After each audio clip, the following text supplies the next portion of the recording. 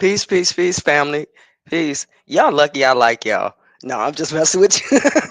Hey, we had to push this back. As you can see, we pushed it back 3 hours. I tried to give you guys a early enough notice. Kind of figured I still would be asleep at 7 o'clock in the morning. So, want to be on time because you guys need to check this out. And let's see, how can we set this up? All right. So the first thing is, some people might think that I'm trolling because a conversation was had yesterday. Very brief one, but it went on for a while. I fell asleep. But because they mentioned about Trump and the tariffs, okay, how can I add to the conversation? And I remembered this book that I had just purchased the day before that, from one of our libraries here. And it was interesting to me because it talked about, as you can see the title, the 1776 Project. And because it had the stars and stripes and all that official, looking Washington, D.C. stuff, I was like, I don't know if I want this. But when I opened it up, the first line caught my attention. The first sentence caught my attention. And I was realizing in reading that while we discussed the 1619 project, we never really discussed the 1776 project, which was something that was going on at the same time in 2021. Now, I'm not a political buff, okay? I'm a person that stumbles across information and shares some of that information. I hope you guys can hear me. And I know some other people are live, which, adds to the dilemma of us getting proper information rather than, yeah, that other stuff. So, anyway. This I found it interesting just in reading it. I was going to read the book last night.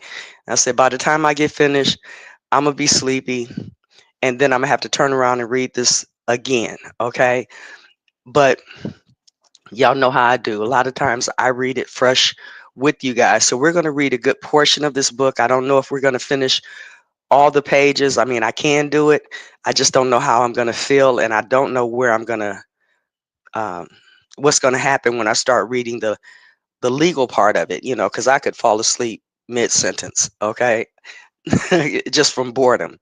But what's important about this ties directly into, from what I can gather just from the first 7, 8 pages that I read last night, this ties into where Trump talks about wanting to do something with the educational system. Now, that's the political realm. I could give a rat's ass, okay? But when it comes to us, like I said, I was reminded that we talked about, or people presented, or tried to present, or insinuated things about the 1619 project, but no one ever said anything about the 1776 project, which was the counter to the 1619 project, which makes me just think that those people might have just been fucking Democrats or, on the fence in some kind of way. So I know it's a few people that are interested in this. If you were interested from Smoke Signals chat somewhere around 11 o'clock, 12 o'clock, California time, then go grab those folks and let them know, hey, if you can't come now, y'all need to check out Navi. She's going into Executive Order 13958. I want y'all to know that this was a little play on shit that we didn't even catch. And it shows, people be showing their hand, but you got to be able to discern it. A lot of people think that we don't have common sense, that we read books and we believe them just from the way that the stuff was put out here. But in everything that you do, you have to maintain your common sense, and as other people say, discernment. Okay. So this executive order, and we'll get to the details because I don't want to mess it up. I think Trump came with the 13958, and I think Biden's counter was the 985, a play on numbers. And I wouldn't have caught it if I was looking last night to say, hey, what is this? What's the background? What's associated with it? And I almost fell into the 13985, which was Biden's. But we heard about the 1619. So I wanted to look at what was Trump proposing to do, okay, um, in this. And hey, I think Biden fucked up. It is what it is. I didn't vote. I don't give a shit. Y'all do. It is what it is. But what can we look at for the future, and how can we address those things? Those who do, whether on a lay level or a political level, awareness is the key to being able to address those things in the future. As I was getting ready to go live today, I started to think about how when 9/11 happened, we had a whole, and y'all can respond in the chat, let me know y'all here, but um, when 9/11 hit, there was this whole, uh, I say, agitation within the United States of America, North America, with the people, of how the protocols for what's the name of that place, Homeland Security, if you would, that all the protocols, the 1,000 page or so many thousands of pages of legislation that came down after 9/11 was not read by legislators, and they ended up signing those documents, and here we are today. Okay. And so what I'm seeing here is that this thing went under the radar because, as I said in the chat last night, it didn't get a lot of media coverage. And I was like, well, why didn't it get a lot of media coverage? And I didn't want to go back to, okay, this happened on this date and in this month and in this year and, all this stuff from 2021. But I was reminded just briefly as a shallow point that they were trying to impeach Trump. So that's why it didn't get much play. Okay. But we've been tap dancing around these conversations. And I'm like, I just stumbled across the book. Some of you may not even known about this. Others may have known about it, but why didn't we get told about the 1776 project? Matter of fact, why don't y'all go back and look in your archives and see if any of y'all talked about the 1776 project? All right. Let me tackle two more things before we get to this reading. I'm trying to get everything opened up. I got my mushroom coffee over here, just got it fixed. But anyway, and my mullein and all that stuff. So I'm trying to open my lungs up a little bit and run around here cleaning up because it's Saturday and we clean up on Saturdays for the most part, and watch Soul Train. But anyway, um, one thing that you're going to notice in here, this is a very basic read. It's not a high level, college level read or anything like that. And so, some of you may get bored, like this is juvenile. Yes, it is, because, it is what it is in America sometimes, right? Um, the other part of this is you may think that they're pushing a particular agenda, because if I would have just said, had that little doubt in there, I would have been like, oh, fuck, you want us to either think we were slaves or from 1619 and that's what's running it, or you want us to do the 1776 when so-called white folks, Europeans, and all of this stuff declared their independence and overran our country and our landmass and all of this. I want y'all to kind of throw both of those things out the window, sit them in the back of the bus. They need to be in the back of the bus, not you. They need to be in the back of the bus, because this is about, as I was reading in the first several pages of this is about giving proper information. And this is where it's going to take you not being lazy. You know how the biblical text talks about people with itchy ears? This ain't about people with itchy ears. Ooh, I heard this and they saying this. You know how people try to, as I said on Smoke's channel, overarch a particular concept. I want y'all to see this for what this is, and even possibly think about what you can do if this is your focal point, what you can do in the future to help or to hinder. Okay. And that's up to you. But I think that the point of understanding, as is said in the foreword or the preface, the foreword of this book, important to teach the history of America, even when it's not popular. Okay. So, family, we're going to get this read in. Hope y'all can bear with me, and hope I can bear with the read a little bit. Okay. So, the book is called the 1776 Project. You see a piece of what it looks like. It's the President's Advisory 1776 Commission, January 2021. The foreword is by Gary DeMar. Okay. And if for nothing else, this is so that you can see what was going on and maybe assess what's happening right now. Okay. So this book was printed in the United States by Toll Leg Press. That's TOLLELEGE Press, a division of Bravara Holdings LLC. 3150A Florence Road, A2B, Powder Springs, Georgia. 30127. Maybe they have some copies for you to add to your library. The website they have down here is called patriotgear.com. I don't know who's behind this, okay? Other than what I said so far. I'm on the fence. I'm trying not to have any preconceived notions. I'm trying to let the information reveal itself as um, as we get it. All right.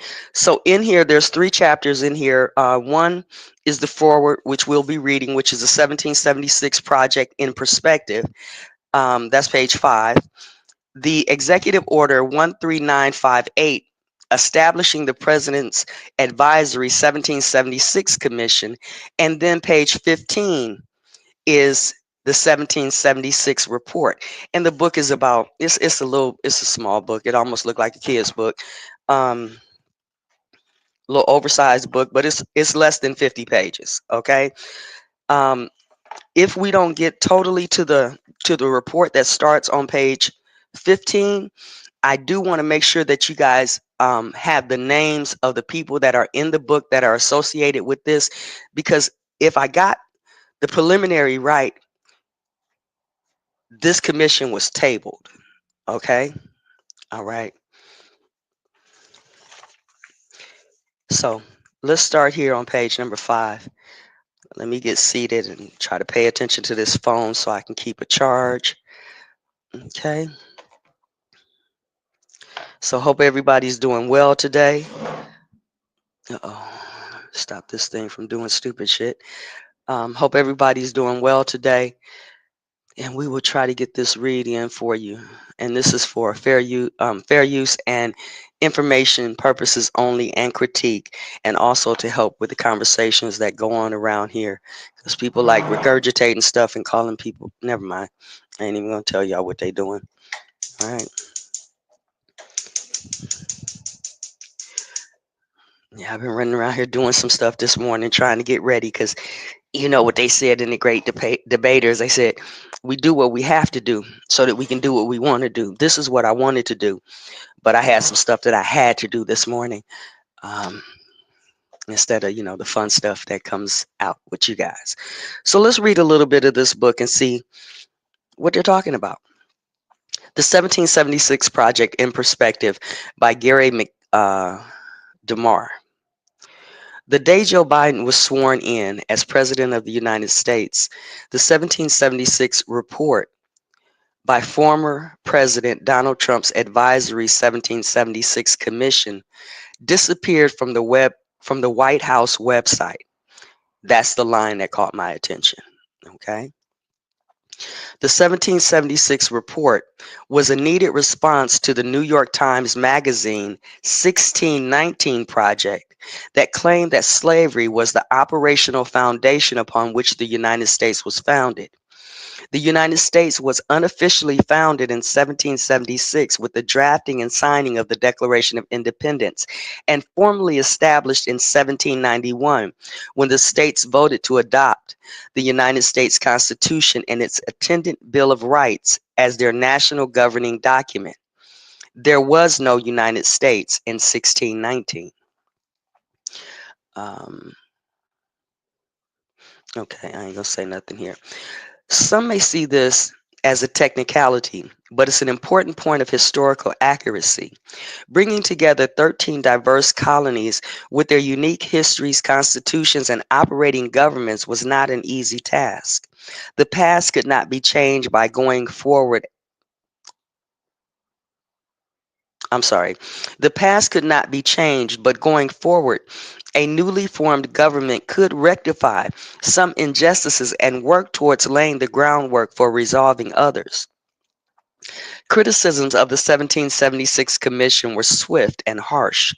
Quote, in a headline on its website, CNN labeled the report a racist school curriculum, end quote. The New York Times called it a, quote, sweeping attack on liberal thought and activism, end quote. They got out of two right. It was a sweeping attack. I hope you guys can hear me. I just remembered about my mic and that extra sound y'all hear all the time. So let me know if my mic is okay because I don't want y'all to hear all that breathing. I have a tendency to breathe in the mic. So um, they got one out of two right. Hey, darling. Okay. Chimichu. Hey, okay. I don't know how to say that, but hey to you, Red Wolf. Okay. They got one out of two right. It was a sweeping attack on liberal thought and activism, and it was not meant to be a school curriculum. The criticisms were not left unanswered. After Biden's action, the 1776 Commission responded with a joint statement of the chairman, Dr. Larry P. Arnn. Arnn is Arnn, the president of Hillsdale College, prominent conservative African American scholar Dr. Carol Swain, Swain, retired professor of Vanderbilt Law School, and Dr. Matthew Spalding, the vice president and dean of the School of Government at Hillsdale DC campus. Um, One thing I want y'all to recognize is Dr. Matthew Spalding. I have not looked this guy up, but I remembered when I saw that name, looking at some of our history, going back into the generations, I remember that Spalding name showing up, and I want to say it showed up with Arkansas, but I could be wrong on that. But let's continue. The report. Oh, and Red Wolf, I actually got a book on Jefferson Davis as well. But anyway, let's continue. They wrote, quote, the 1776 report calls for the return of the unifying ideals stated in the Declaration of Independence. It quotes the greatest Americans, black and white, men and women, in devotion to these ideals. The commission may be abolished, but those principles and our history cannot be.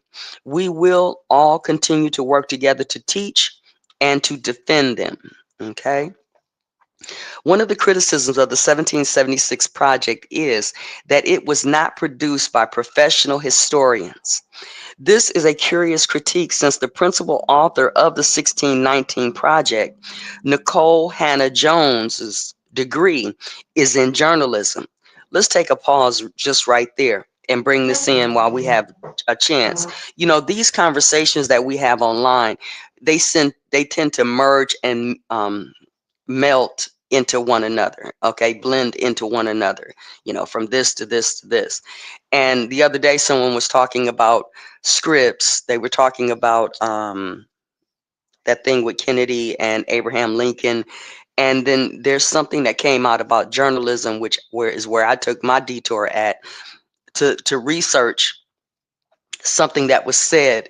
And then we find out not only about Scribs, but we found out about the Associated Press of today, and a little bit, just minor mention about who Scribs came, that journalistic dynasty was coming to overthrow or take over, which would have been the Western Associated Press. And I don't know if any of us remember anything about the Western Associated Press, but that was part of our history, because a lot of things that we're looking at are paralleled. Even like with this particular commission right here, what they're saying is even though this commission is no longer in effect, we still got to do the work that we have to do.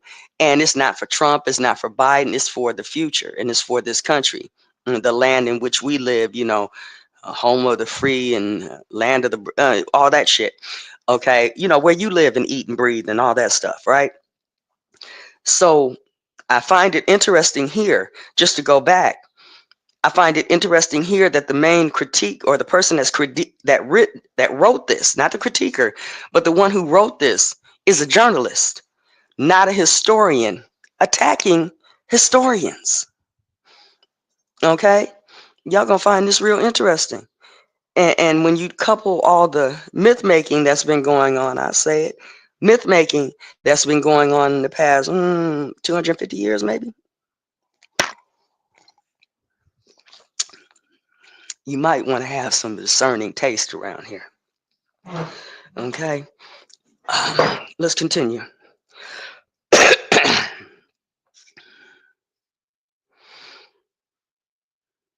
One of the criticisms of the 1776 project is that it was not produced by professional historians. This is a curious critique since the principal author of the 1619 project, Nicole Hannah Jones's degree is in journalism. She does not have a PhD in history, and yet she won a Pulitzer Prize for her work claiming that the nation's founding began with the arrival of the first slave ships in North America. She teaches at UNC Chapel Hill, Hussman School of Journalism and Media. Peace, Alexis. And media. Her work demonstrates that a person does not have to have a degree in history to work in the field of history. Her investigative work led her to claim that the United States has always been hopelessly racist and irredeemable given today's political standards. The past must be obliterated to make way for the new future, but on what ultimate standard? The 1776 project was not meant to be a historical curriculum. Dr. Swain had this to say about some of the comments made by critics of the report. Quote, they misunderstood the purpose of the commission. We were not writing for academic scholars. It was never meant to be a comprehensive history report. We did want to address that part of today's public debate as exemplified by the 1619 project, end quote. The 1619 project has its share of criticisms. For example, Damon Linker, Linker, writing in The Week, argued that the paper treated history in a highly sensationalistic, reductionistic, reductionistic and tendent, tendentious way, with the cumulative result resembling a got prop, a get prop, more than responsible journalism or scholarship. Hold on, y'all. I'm gonna read that again because I had to look up them two damn words earlier. Okay, and I'm gonna I'll catch one of them because one of them I was like, what is that word? Okay, but let me read that again. The 1619 project has its share of criticisms. For example, Damon Linker, writing in The Week, argued that the paper treated history as a or in a highly sensationalistic, reductionistic, and tendentious way, with the cumulative result resembling a get prop more than responsible journalism or scholarship. For those of you who want to look up a get prop, I'm not going to define it. It's AGITPROP. Y'all really should look that up, and then y'all should look where it came from because it goes right in along the lines of this uh, communist agenda, if you would, from the Black Panther politics of, the Black Power civil rights movement back there in the 60s. Okay, falls right in line with the. Mm, yeah, I'll leave that alone because I know y'all sensitive about that shit. But let's continue. Um, should I look that word up for y'all? Hold on. Let me see. I think I got my computer up here. Let's see if we can find it. It might not take long. A git prop. AGITPROP. All right. Oh, theater, huh? A git prop. Political propaganda, especially favoring communism and dissemination through literature, drama, art, and music.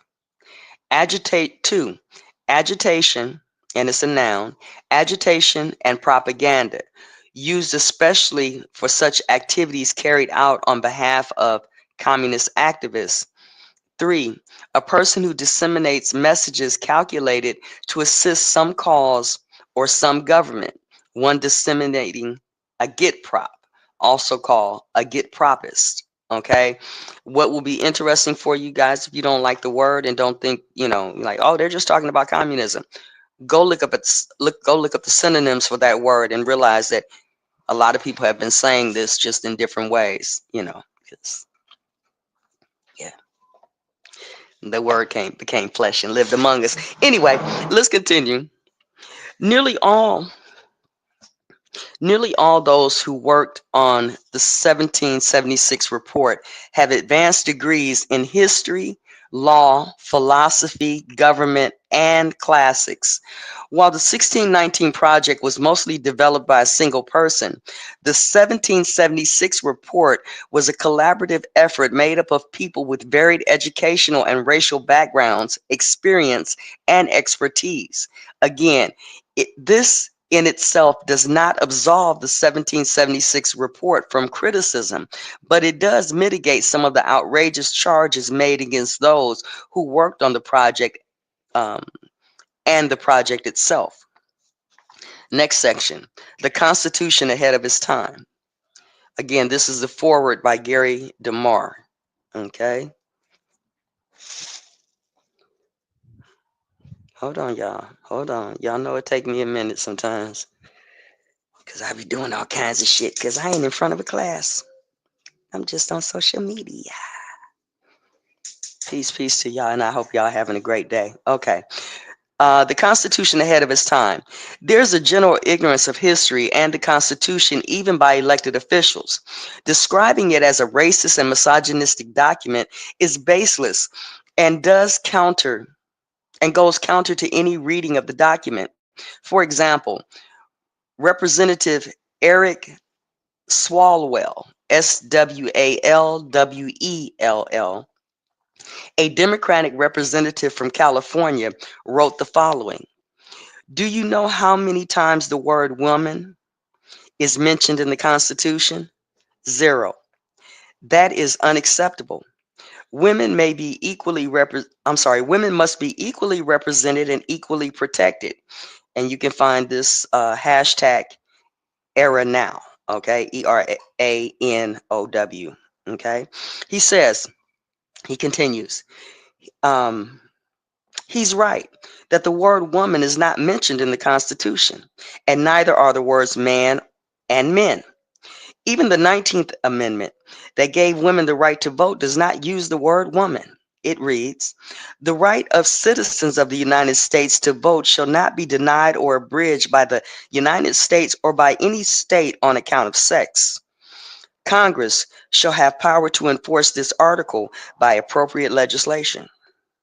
It should be pointed out that the Constitution never denied women the right to vote. In addition, the Constitution does not use the words race, slavery, slave, white, or black. An elected representative like Swalwell, who is also a lawyer, should know that since he took an oath to uphold the Constitution, he studied in law school. He should know that since he took an oath to uphold the Constitution, he studied in law school. It's embarrassing to see an elected representative get our nation's governing document so wrong. The word slavery did not enter the Constitution until after the Civil War in the 13th Amendment, which reads, Section 1, neither slavery nor involuntary servitude except as a punishment for crime whereof the parties shall have been duly convicted shall exist within the United States or any place subject to their jurisdiction, end quote. The supposed racist intent of the Constitution is often seen in the 3/5 clause found in Article 1, Section 2, Clause 3. You guys gonna want to hear this. I don't know if y'all gonna accept it, but y'all gonna want to hear this. Okay? Check this out. Pay close attention. I'll start that again.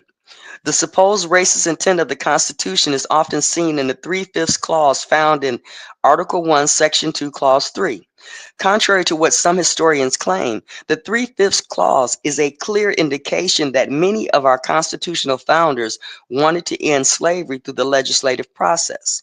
The 3/5 clause is not about personhood, that is, describing blacks as 3/5 of a white person, a common claim and misconception. The northern states did not want to count slaves for determining the number of representatives a state would have. Let me say it again.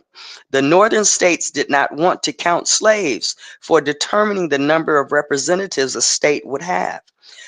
The southern states hoped to include slaves in the enumeration to acquire additional representation and voting strength in Congress.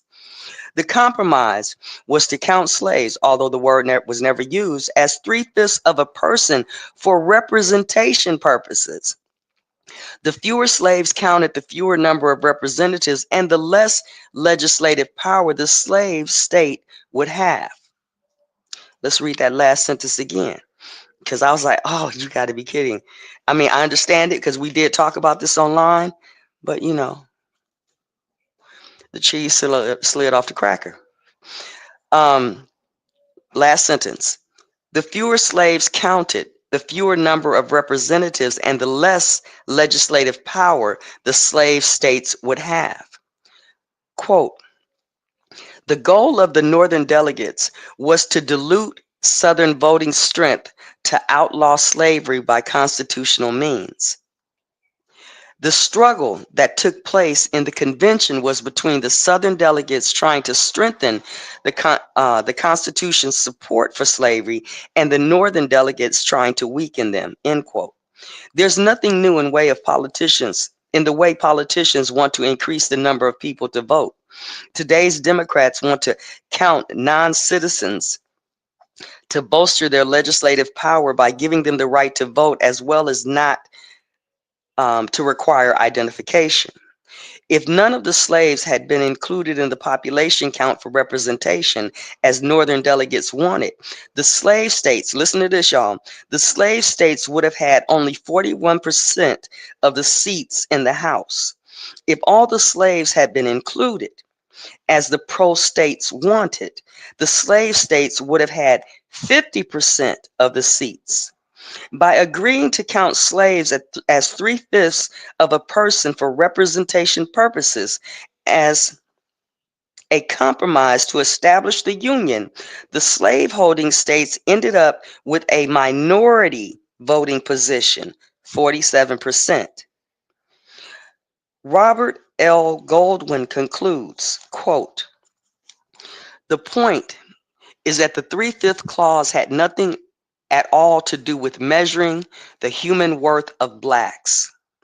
Northern delegates did not want black slaves included, not because they thought them unworthy of being counted, but because they wanted to weaken the slaveholding power in Congress. Southern delegates wanted every slave to count equally with the whites, not because they wanted to proclaim the black slaves as human beings on an equal footing with free white persons, but because they wanted to increase the pro-slavery voting power in Congress. The humanity of blacks was not the subject of the three-fifths clause. Voting power in Congress was the subject. Okay? I wonder why nobody saw this book when it came out. I wonder why nobody talked about the 1776 project, but talked about that three-fifths clause and Indians not taxed. Yeah, I heard you. Let's continue. Views on slavery were not monolithic in the 18th century. There was significant opposition to slavery among the nation's political leaders. Quote, no credit is given to such American founders as John Jay, Alexander Hamilton, and Philip Schuyler for their roles in the newly formed New York Manumission Society, organized in 1785, which became the working organization of the anti-enslavement or slavery movement, keeping the pressure up on state officials and the issue before the public, and that ultimately succeeded phasing out slavery in New York State. Full abolition was achieved in 1827. It's been said that whoever controls the schools, listen, y'all, please listen to this part. It's been said that whoever controls the school rules the world, but it's more fundamental than this. Whoever writes the textbooks supplies the information that's used by teachers to teach the students in the schools. It's the books and the teachers that teach them who control the schools. The content of the history book makes or breaks a curriculum. Leftists want and have controlled public school textbooks for decades, and it shows in the general ignorance of the American public. They don't know about history, and what they do know is cherry picked to establish a political and cultural agenda. Okay, next section. There is no neutrality. This kind of hit me just on the title. I don't know if it's going to hit me in the subject again, but let's read. Not every historical event can fit into history curriculum. Again, not every historical event can fit into a history curriculum. Historians are selective in what they choose to add or leave out. This means that there is no neutrality when it comes to the study, research, compilation, teaching, and the so what of history. Some historical facts and events are added and some are left out. This is inevitable. The most critical factor to understand writing about and teaching history is that every historian brings a set of operating assumptions in the presentation, interpretation, and application of the material. This too is inevitable. Most of today's well-placed national historians have little or no regard for the foundational principles that make up the events of history, that make the events of history meaningful and relevant. They are secularist. Many are atheists. They rightly rail against slavery and the ill treatment of Native Americans, but their worldview does not have room for the moral authority to make such judgments. They can't account for the basis of morality. Mm. Given the operating assumptions of the evolutionary worldview, stuff happens, period. One race dominating another race can be chalked up to the survival of the fittest. Who can say otherwise? Quote, if we are all biological accidents, why shouldn't the white accidents own and sell the black accidents, and vice versa? The fight for survival in the annals of evolutionary history is nothing more than an account of Alfred Lord Tennyson's description of nature, read in tooth and claw, and R-E-D, not R-E-A-D. Okay? There is no moral judgment, only a record of what happened. Am I exaggerating? Not in the least. The high priest of evolutionary history, Richard Dawkins, set forth the operating interpretive history, which reads as follows. In the universe of blind physical forces and genetic replication, some people are going to get hurt and other people are going to get lucky. And you won't find any rhyme or reason to it, nor any justice. The universe we observe has precisely the properties we should expect if there is at the bottom no design, no purpose, no evil, and no good. Nothing but blind, pitiless indifference. DNA neither knows nor cares. DNA just is, and we dance to its music. End quote. Peace, Devon Moore. Demore. If this is true of biology, it is also true of anthropology, economics, and historiography. The supposed neutral secularist historian, to be consistent with his operating assumptions about the matter only impersonal. I'm sorry. Okay, I got that again. Let me read that again. If this is true of biology, it is also true of anthropology, economics, and historiography. The supposed neutral secularist historian, to be consistent with his operating assumption about the matter-only impersonal origin of the cosmos, should only record what has happened as impersonal evolutionary history moves inevitably forward with no design, no purpose, no evil, and no good. Nothing but blind, pitiless indifference, to quote him. Bill Nye, known as TV's science guy and the CEO of the Planetary Society, said the following in the 2010 Humanist of the Year acceptance speech. Quote, I'm significant. I am just another speck. I'm sorry, I'm insignificant. I'm just another speck of sand, and the earth really in the cosmos and the earth really in the cosmic scheme of things is another speck, and the sun an unremarkable star, and the galaxy is a speck. I'm a speck on a speck orbiting a speck among other specks among still other specks in the middle of of specklessness. I suck. Okay, there you go. End quote. Given Nye's analyst, I'm sorry, given Nye's analysis of our galaxy and himself, we all suck and are insignificant. Human life in general sucks. And why shouldn't it, since we are nothing more than a speck of sand? There are black specks and white specks, all of which suck. The Bible describes those. Here we go. Sorry, y'all. This is not advocating from the Bible because I got something on that too. But anyway, the Bible describes those created in God's image differently. And it is difference that separates us from the inanimate and animated created order. We are special, thus, in biblical terms, stealing people and turning them into slaves is a serious moral evil. And they're quoting biblical references here, Exodus 21 and 16. And stealing their labor is contrary to how the Bible defines God's special creation, crowned with glory and majesty. And those references would be Leviticus 19:13, Matthew 10 and 1, and 1 Timothy 5 and 18. And glory and majesty is found at Psalms 8:5b. Okay, but it says, what history textbook will include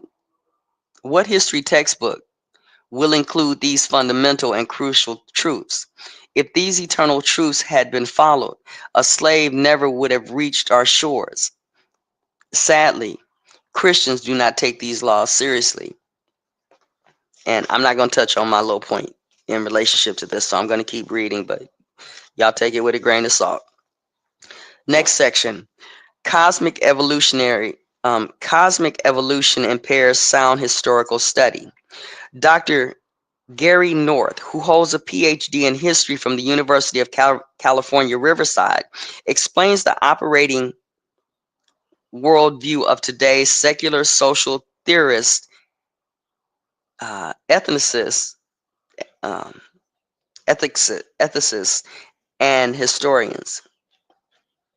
Okay, quote, non-existent is the textbook and rare is the treatise that discusses the author's assumption regarding epistemology, which is the question of what men can know and how they can know it. End quote. Scholars begin with the implicit assumption everyone agrees on the basics. We see online that everybody does not agree on the basics. But anyway, um, this includes the basics of the origins of the universe, the cause and effect relationship that presently governs the universe, the logical structure of the human mind, the ability of men to perceive the cause and effect relationships in the external world, and a multitude of other related assumptions. Here is the problem. There is no agreement on the basis outside of academia. Different worldviews have different interpretations of these issues. There is no common logic of human reasoning. Mm. That is because there is no agreement on the covenantal issues of God, man, ethics, sanctions, and time. Okay, because okay, because humanistic authors rarely write treatises. They do not discuss at the beginning of their treatises what their views are regarding God, man, ethics, sanctions, and time. They also do not explain their concepts of sovereignty, authority, law, causality, and time. Instead, they begin their discussing specialized issues of their academic discipline, issues that are implicitly based on the unstated presumptions that undergird the worldview of each author. The authors assume the existence of intellectual and moral neutrality. Criticisms of our nation's history can only be justified when there is an ultimate basis for moral reasoning. There is no accounting for moral outrage in the clash between the earliest signs of life as they struggle in that supposed life-spanning chemical soup that is said to have given a rise to sentient life. The violent struggle for life was onward and upward. Um, this is what every child is taught in our nation's public schools. Some life forms won and some lost in the struggle for survival. To teach anything else will bring down legal threats from the ACLU, the American United, the ACLU, Americans United for the Separation of Church and State, and the Freedom from Religion Foundation. In the final analysis, like I said, I got something on that religion part and all of that, so take it with a grain of salt, okay? But it says, in the final analysis, it comes down to by what standard? Those critical of the 1776 report point out some of the nation's sins. The question is, what ultimate standard is our nation going to use to determine what is morally right or wrong, and what standard will be used to remedy any injustice? Today's historians don't have a fixed moral standard to address these issues. Their materialistic worldview will not allow a divine foot in the door. The truth is, the moral and legal basis for abolishing slavery originated in the Christian West, as Thomas Sowell points out. Sowell points out. Quote, the widespread revulsion which the hideous institution of slavery inspires today was largely confined to Western civilizations a century ago, and a century before that was largely confined to a portion of British society. No one seems interested in the epic story of how this curse that covered the globe and endured for thousands of years was finally gotten rid of by the West, not only in Western societies, but in other societies conquered, controlled, and pressured by the West.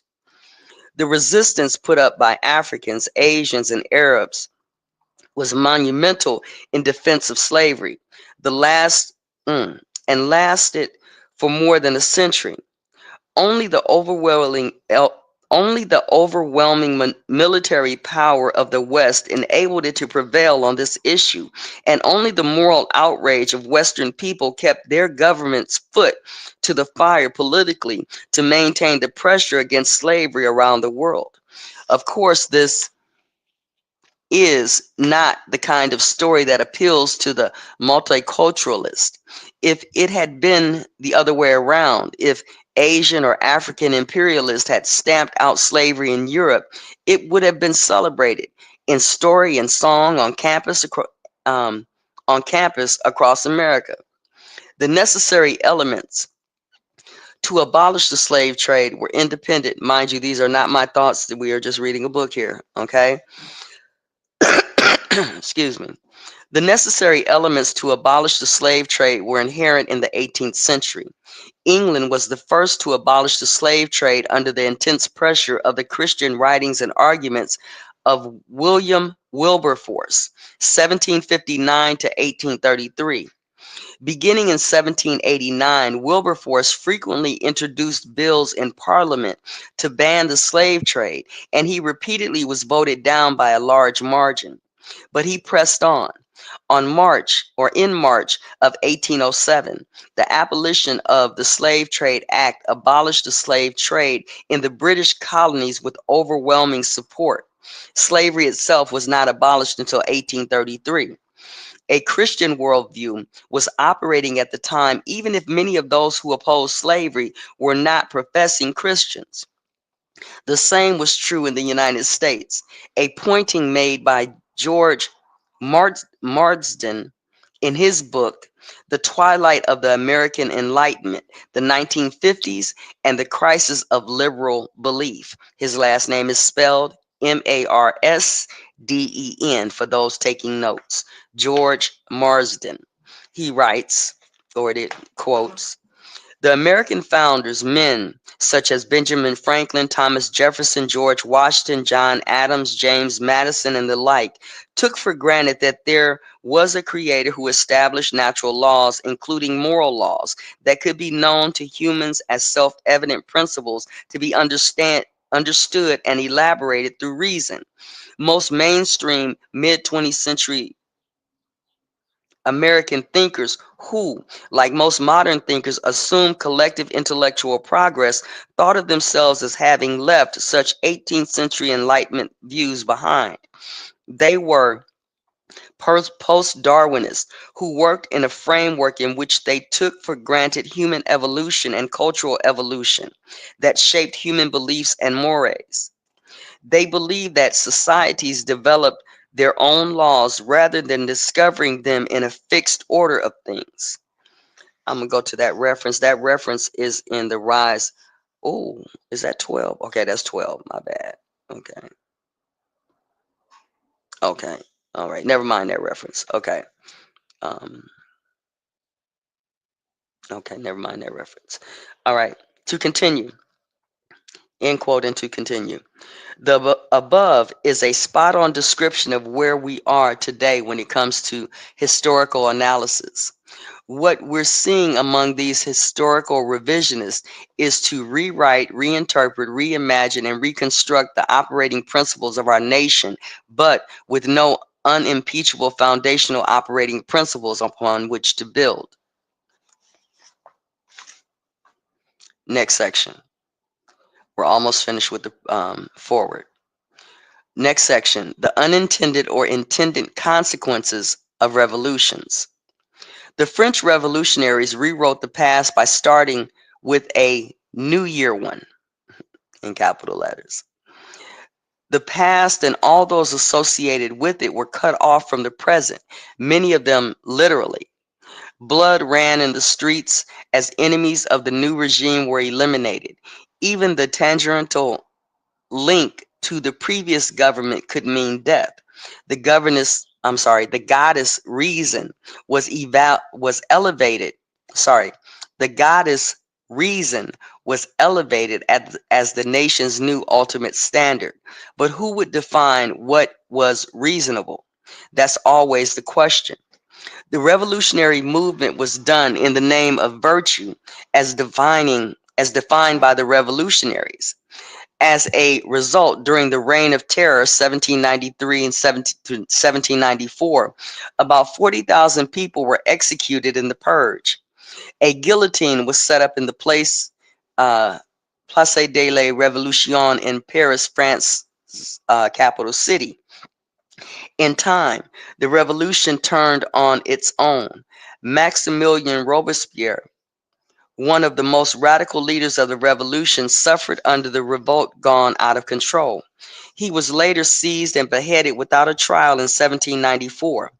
The Russian Revolution netted similar results as did China's Cultural Revolution. Revolutions often begin with disconnecting people from the past. Adolf Hitler understood this. In Mein Kampf, he stressed, quote, the importance of winning over and then training the youth in the service of a new national state, end quote. When an opponent declares, quote, I will not come over to your side, quote, or end quote, he said in a speech on November 6, 1933, quote, I calmly say, your child belongs to us already. What are you? You will pass on. Your descendants, however, now stand in the new camp. In a short time, they will know nothing else but this new community, end quote. On May 1st, 1937, Hitler declared, quote, this new Reich will give its youth to no one, but will itself take youth and give to youth its own education and its own upbringing, end quote. Other adults still have a memory of the past, but as each generation gets on in years, the memory is lost on younger generations if they are not taught the truth about our nation's history, good, bad, indifferent, and ugly. George Orwell's 1984 warning explained it this way, quote, who controls the past controls the future. Who controls the present controls the past, end quote. He went on to describe the method to wipe clean any memory of the past. Quote, every record has been destroyed or falsified, every book rewritten, every picture has been repainted, every statue and street building has been renamed, every date has been altered, and the process is continuing day by day and minute by minute. History has stopped. Nothing exists except an endless present in which the party is always right. I know, of course, that the past is falsified, but it would never be possible for me to prove it, even if I did the falsification myself. After the thing is done, no evidence ever remains. After the thing is done, no evidence ever remains. End quote. We can let that happen. I'm sorry, we can't let that happen. If schools refuse to teach truth about the past, it is up to us to do an end run around them.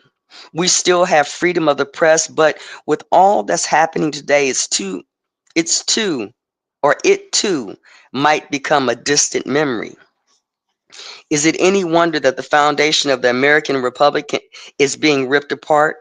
We shouldn't be afraid to study any part of our nation's past. The whole truth and nothing but the truth are essential for moving forward. The thing of it is, many are trying to remove the essential elements of our nation's history to make our ability to make moral judgments impossible. The 1776 report is a good first step in remedying a flawed historical narrative that can only divide our nation. And this is that's the conclusion of the forward. What they say here about Gary Marr is that he's the president of American Vision, the author of more than 35 books on numerous subjects, including God and Government, Biblical, Historical, and Constitutional Study, Americans Christian History. Next book, Americans Christian History, The Untold Story, Thinking Straight in a Crooked World, and a 4-volume American History series, To Pledge Allegiance. Gary can also be found talking about anything and everything relating to how the world actually works on the Gary DeMar podcast. Okay. So I see y'all in here. Y'all quiet, but I'm glad y'all here. Hopefully y'all getting something from this. All right, so that was his take on there. Like I said, I got something to say about the religion, um, these religious narratives, if you would, that basically make us throw up sometimes, for how it was played, or how they did it, or how it's coming out, or how we just lost interest, or whatever it is. Um, but I'll deal with that in another live, because I want to just touch on it briefly.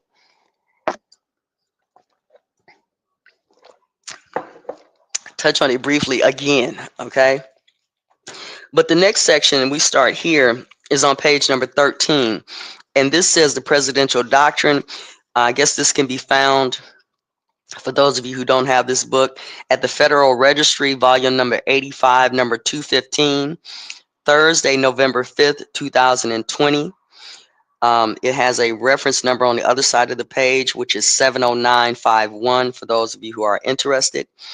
It starts as Title 3, and it says the President, Executive Order 13958 of November 2nd, 2020, establishing the President's Advisory 1776 Commission. Okay. And apparently this is from the White House before we even get into the rest of the stuff. So, a couple pages here. What'd you say, milestones? Let me see what, I can't see what that little thing in there that they keep putting up here. Where you guys at? Y'all over here? Oh, okay. Okay, got you. Got you. So let's read this here. Executive Order 13958 of November 2nd, 2020, establishing the President's Advisory 1776 Commission. By the authority vested in me as President by the Constitution and the laws of the United States of America, in order to better to better enable a rising generation to understand the history and principles of the founding of the United States in 1776, and through this form a more perfect union, it is hereby ordered as follows. Remember, they got rid of this. Just remember, okay? This is a government for the people, by the people, for the people. So what would be your job in it? Just sit back and complain about the politics of it? Well, they said this and he said this and this is what he did and we can't do nothing? Or is it your job to get the hell up and start educating your own people on your history?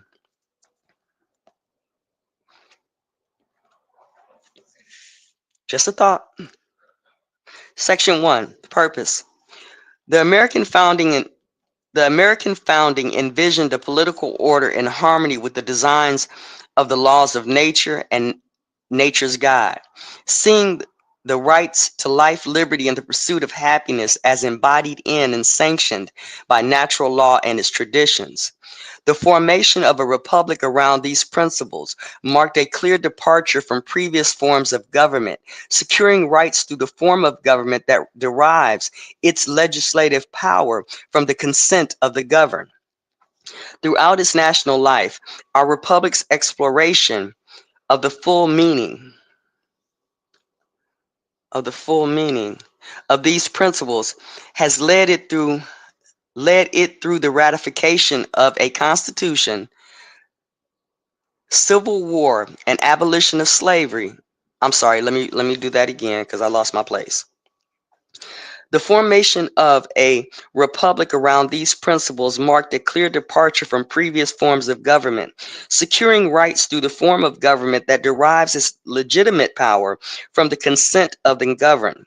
Throughout its national life, our republic's exploration of the full meaning of these principles has led it through the ratification of a constitution, civil war, the abolition of slavery, reconstruction, and a series of domestic crises and world conflicts. Those events establish a clear historical record of the exceptional nation dedicated to the ideals of its founding. Against this history in recent years, a series of polemics grounded in poor scholarship has vilified our founders and our founding.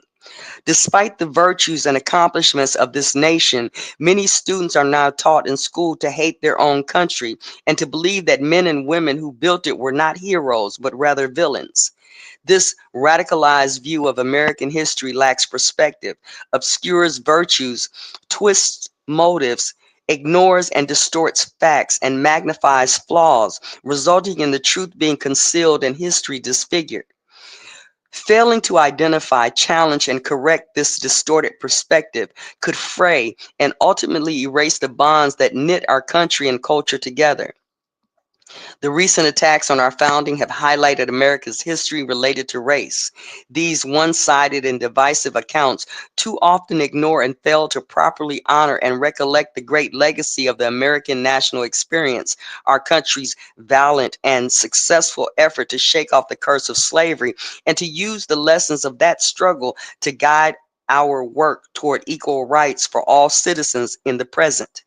Viewing America is not an irredeemably and systematically racist country cannot account for the extraordinary role of the great heroes of the American movement against slavery and for civil rights, a great moral endeavor that, from Abraham Lincoln to Martin Luther King Jr., was marked by religious fellowship, goodwill, and generosity of heart, an emphasis on our shared principle and an inclusive vision for the future. Y'all know I'm on the fence with the Martin Luther King thing, right? Okay, because somebody got it's a nuance in there. Y'all gonna have to explain. Y'all gonna have to bring it out. If y'all really want to do something, y'all gonna have to bring that nuance out. Okay, and stop the kids are home today. Okay, yeah. Give me a second, family. Vision for the future. As those heroes demonstrated, the path to a renewed and confident national unity is through a rediscovery of a shared identity rooted in our founding principles. A loss of national confidence in these principles would place would place rising generations in jeopardy of a crippling self-doubt that could cause them to abandon faith in the common story that binds us to one another across our differences. Without our common faith in the equal right, hold on. Without our common faith in the equal right of every individual American to life, liberty, and the pursuit of happiness, authoritarian visions of government and society could become increasingly alluring alternatives to self-government based on the consent of the people. Thus, it is necessary to provide America's young people across access access to what is genuinely inspiring and unifying in our history, as well as to the lessons imparted by the American experience of overcoming great national challenges. This is what makes possible the informed and honest patriotism that is essential for a successful republic. A restoration of American education grounded in the principles of our founding is that is accurate, honest, unifying, inspiring, and ennobling must ultimately succeed at the local level. Parents and local school boards must be empowered to achieve greater choice and variety in curriculum at the state and local levels. The role of the federal government is to protect and preserve state and local control over the curriculum, programs of instruction, administration, and personnel of educational institutions, schools, and school systems. Indeed, that is why my administration rejects the Common Core curriculum and all efforts to have the federal government impose a national curriculum on or national standards in education. Vigorous participation in local government has always been America's laboratory of liberty and a key to what makes us exceptional. Exceptional. The best way to preserve the story of America's founding principles is to live it in action by local communities, reasserting control of how children receive patriotic education in their schools. Section 2. The President's Advisory 1776 Commission. A. Within 120 days of the date of this order, the Secretary of Education shall establish the Department of Education. Shall establish in the Department of Education the President's Advisory 1776 Commission, known as the Commission, to better enable a rising generation to understand the history and principles of the founding of the United States in 1776 and to strive to form a more perfect union. B. The 1776 Commission shall be composed of not more than 20 members, who shall be appointed by the President. Members shall serve for a term of 2 years and shall not be removed except for inefficiency, neglect of duty, and malfeasance. The 1776 Commission may include individuals from outside the federal government with relevant experience or subject matter expertise. The 1776 Commission shall also include the following ex officio members or such senior officers as those members may designate. 1. The Secretary of State. 2. The Secretary of Defense. 3. The Secretary of the Interior. 4. The Secretary of Housing and Urban Development. 5. The Secretary of Education. 6. The Assistant to the President for Domestic Policy. And 7. The Assistant to the President for Intergovernmental Affairs. Section C. The 1776 Commission shall produce a report for the President within 1 year of the date of this order, which shall be publicly disseminated, regarding the core principles of the American founding and how these principles may be understood to further enjoyment of the blessings of liberty and to promote our striving for to form a more perfect union. The Commission may solicit statements and contributions from intellectual and cultural figures in addition to the views of the Commission members. C2. Advise and offer recommendations to the President and the United States Semi-Quincentennial Commission regarding the federal government's plan to celebrate the 250th anniversary of American independence and coordinate with relevant external stockholders on their plans. 3. Facilitate the development and implementation of the Presidential 1776 Award to recognize student knowledge of the American founding, including knowledge about the founders, the Declaration of Independence, the Constitutional Convention, and the great soldiers and battles of the American Revolutionary War. I remember the last battle was fought at Lindsay's Mill, right around, what was that place? Africa, Indiana. Okay, never mind. 4. Advise executive departments and agencies, I don't know why they did that twice, with regard to their efforts to ensure patriotic education, meaning the meaning the presentation of the history of the American founding and foundational principles, the examination of how the United States has grown closer to those principles throughout its history, and the explanation of why commitment to America's aspirations is beneficial and justified. Did I read that right? Hold on. And make sure I read that right. 4. Advise executive departments and agencies with regard to their efforts to ensure patriotic education, meaning the presentation of the history of the American founding and foundational principles, the examination of how the United States has grown closer to those principles throughout its history, and the explanation of why commitment to America's aspirations is beneficial and justified, is provided to the public at national parks, battlefields, monuments, museums, installations, landmarks, cemeteries, and other places important to the American Revolution and the American founding as appropriate and consistent with applicable law. Number 5, advise agencies on prioritizing the American founding and federal grants and initiatives, including those described in Section 4 of this order, and as appropriate and consistent with applicable law. And 6, facilitate, advise upon, and promote other activities to support public knowledge and patriotic education on the American Revolution and the American founding as appropriate and consistent with applicable law. I'm sorry, I say applicable.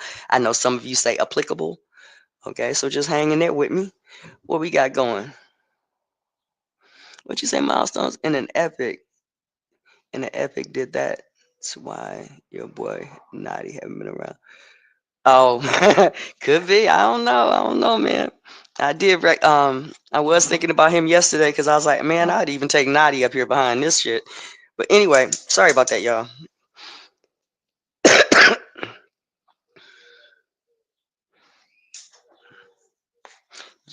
Just remember, this thing was tabled. Okay.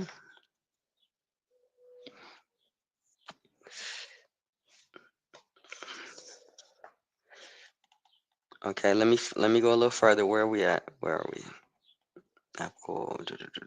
Consistent with this order. E. Section E. No, no, no, no, no. D. The 1776 Commission shall have a chair and vice chair, designated by the President from among its members, an executive director designated by the Secretary of Education in consultation with the assistant to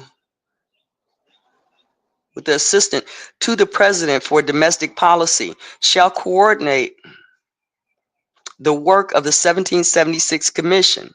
The chair and vice chair shall work with the executive director to convene regular meetings of the 1776 Commission, determine its agenda, and direct its works consistent with this order. E. The Department of Education shall provide funding and administrative support for the 1776 Commission to the extent permitted by law and subject to the availability of appropriations. F. Members of the 1776 Commission shall serve without compensation but shall be reimbursed for travel expenses, including per diem in lieu of substance, as authorized by law for persons serving intermittently in the government service. That is 5 USC 5701 through 5707. G. Insofar as the Federal Advisory Committee Act as amended, USC 5, appellate or whatever, APP, may apply to the 1976 Commission, any function of the President under that act, except that of reporting to the Congress, shall be performed by the Secretary of Education in accordance with the guidelines issued by the Administrator of General Services. There is a website out here for some of this stuff. You can read the act itself or the report itself, not act, but the report itself. Okay. If I remember, I'll show y'all where that is. But just look up the 1776 project. Y'all should run into it. H. The 1776 Commission shall terminate 2 years from the date of this order unless extended by the President. Well, we know what the hell happened there. Let me plug my phone in, y'all, to um, make sure we can continue here.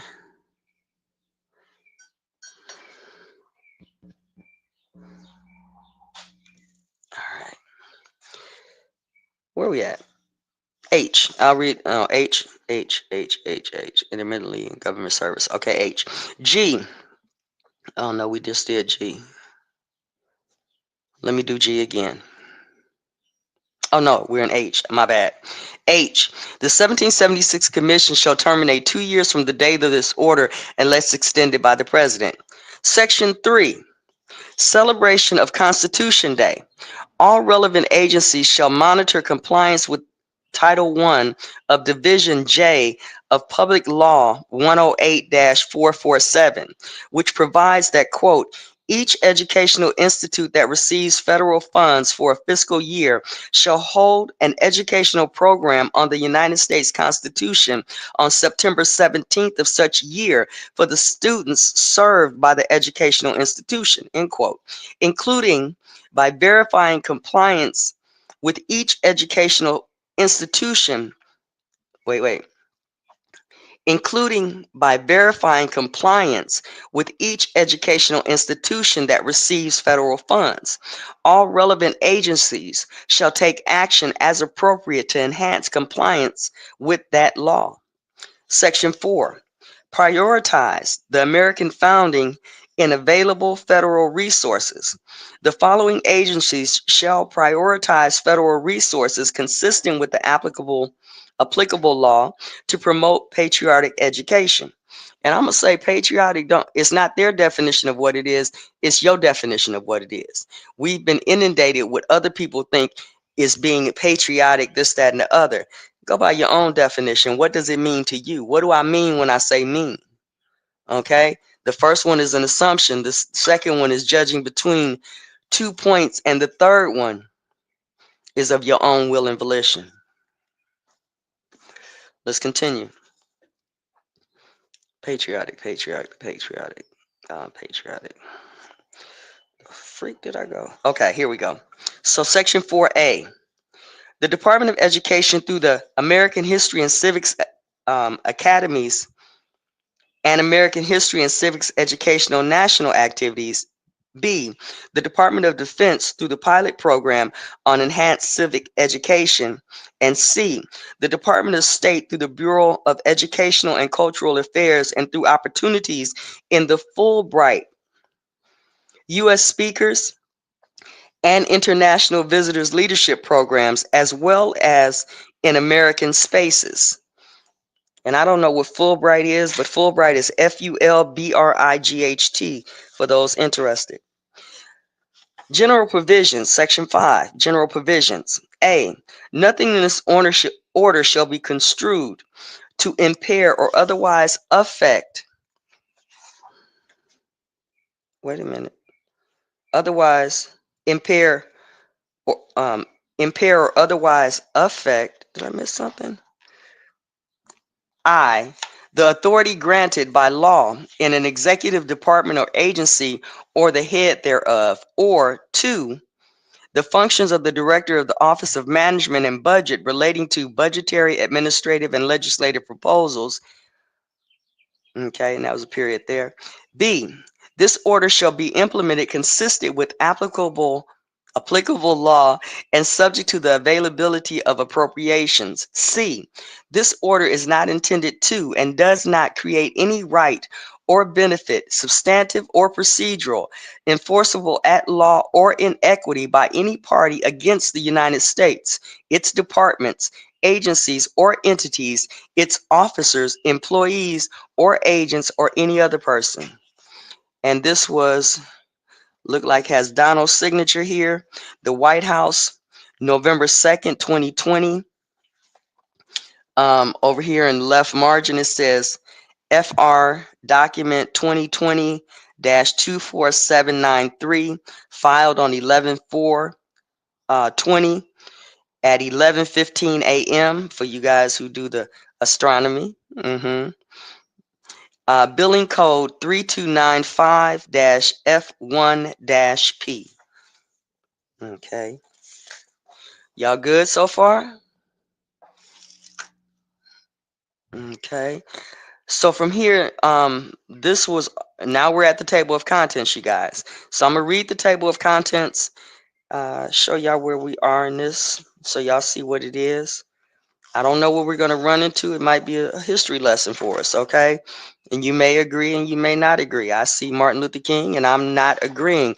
Let me just say this on the King thing, okay? We were looking at some stuff from UB 70 UB TV the other day on Smoke Signals panel, and the play is evident, okay?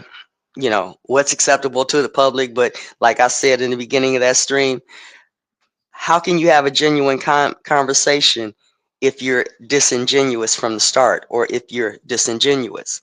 Meaning, they put a light-skinned person up here because her face was more acceptable. Her condition of not being pregnant was more acceptable to the general public. And now we have this fight over who's dark enough, who's light enough, who's mixed, who's mulatto, who's from Africa, who's from America, who can't call himself Indian, who's a Moor, who's a citizen, who's a patriot, all this shit. Okay.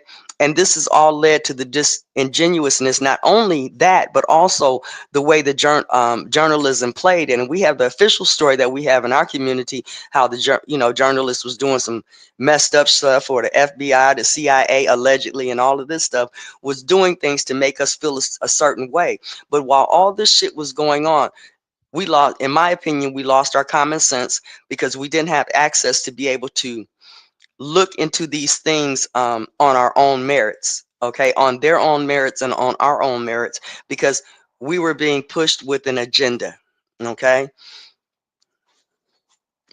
And so my question becomes, as other people, why were they trying to go to them schools? Did we have our own schools? Were our schools taken over? Did some of our people stop working on our shit to work on somebody else's shit? And then we got barred from the shit, both of them?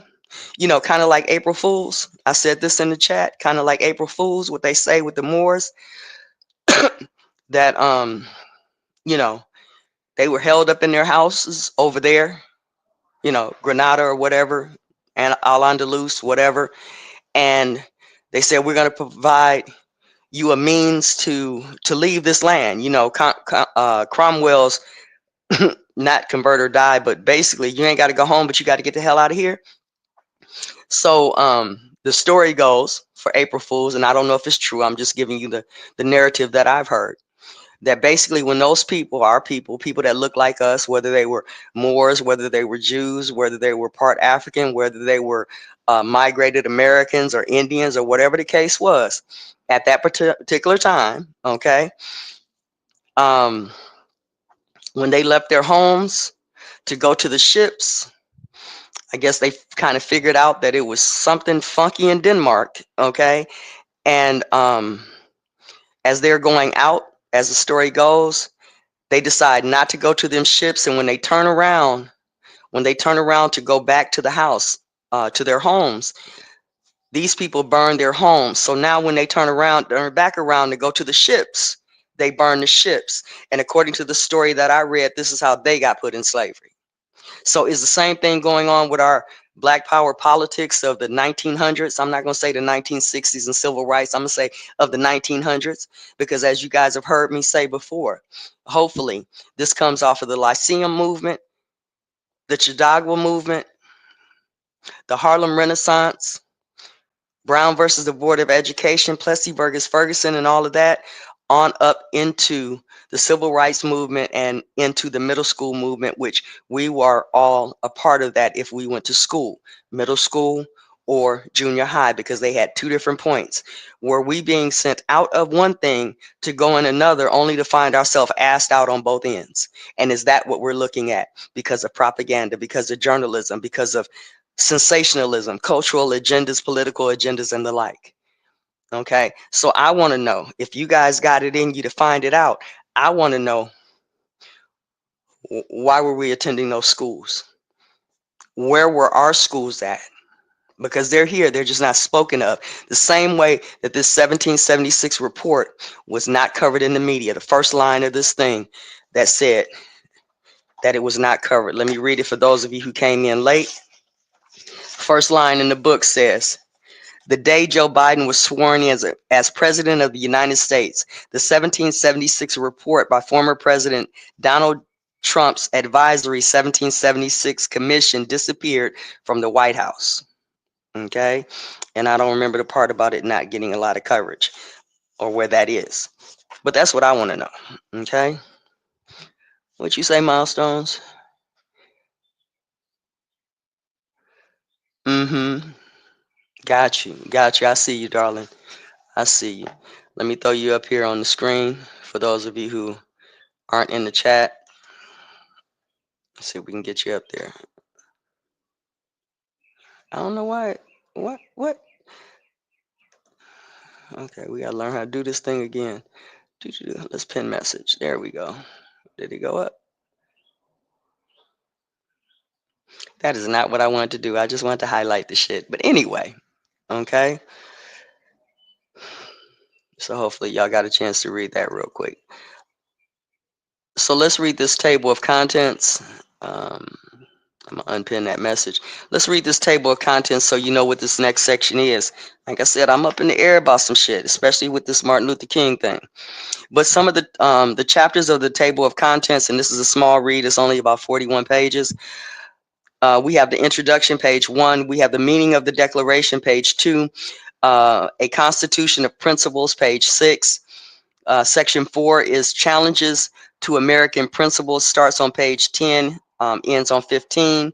And in that subsection, we have slavery, progressivism, fascism, communism, racism, and identity politics.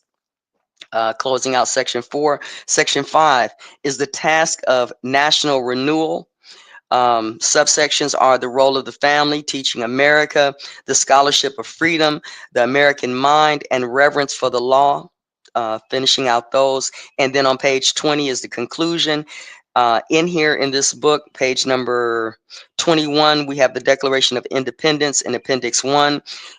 Page 24, we have Appendix number 2, which is Faith and American Principles. Page number 29, Appendix 3, we have Created Equal or Identity Politics. And page number 34, Appendix number 4, Teaching Americans about their country. Okay, so we're going to read a little bit more of this. Hope you guys are doing okay and appreciate this read. I know I see y'all in here. Where's my phone at? Because I don't see y'all on the StreamYard on the computer.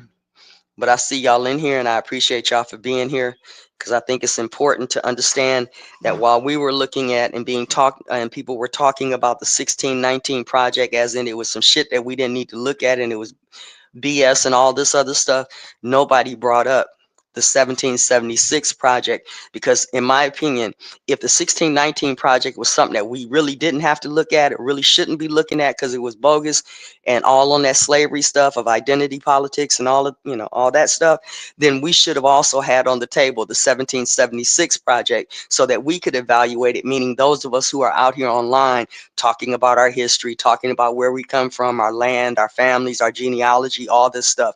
It should have been on the table for us to discuss, to put it in the forefront, because if this is something that we can see that needs to be done to counter whatever is being done, then here we are. The race has already started and we're still at the starting line because people didn't think it in their best interest, our best interest, or important enough to put this shit on the table so we could discuss it and not be out here trying to figure out what the hell are we talking about and what is the damn goal. Okay.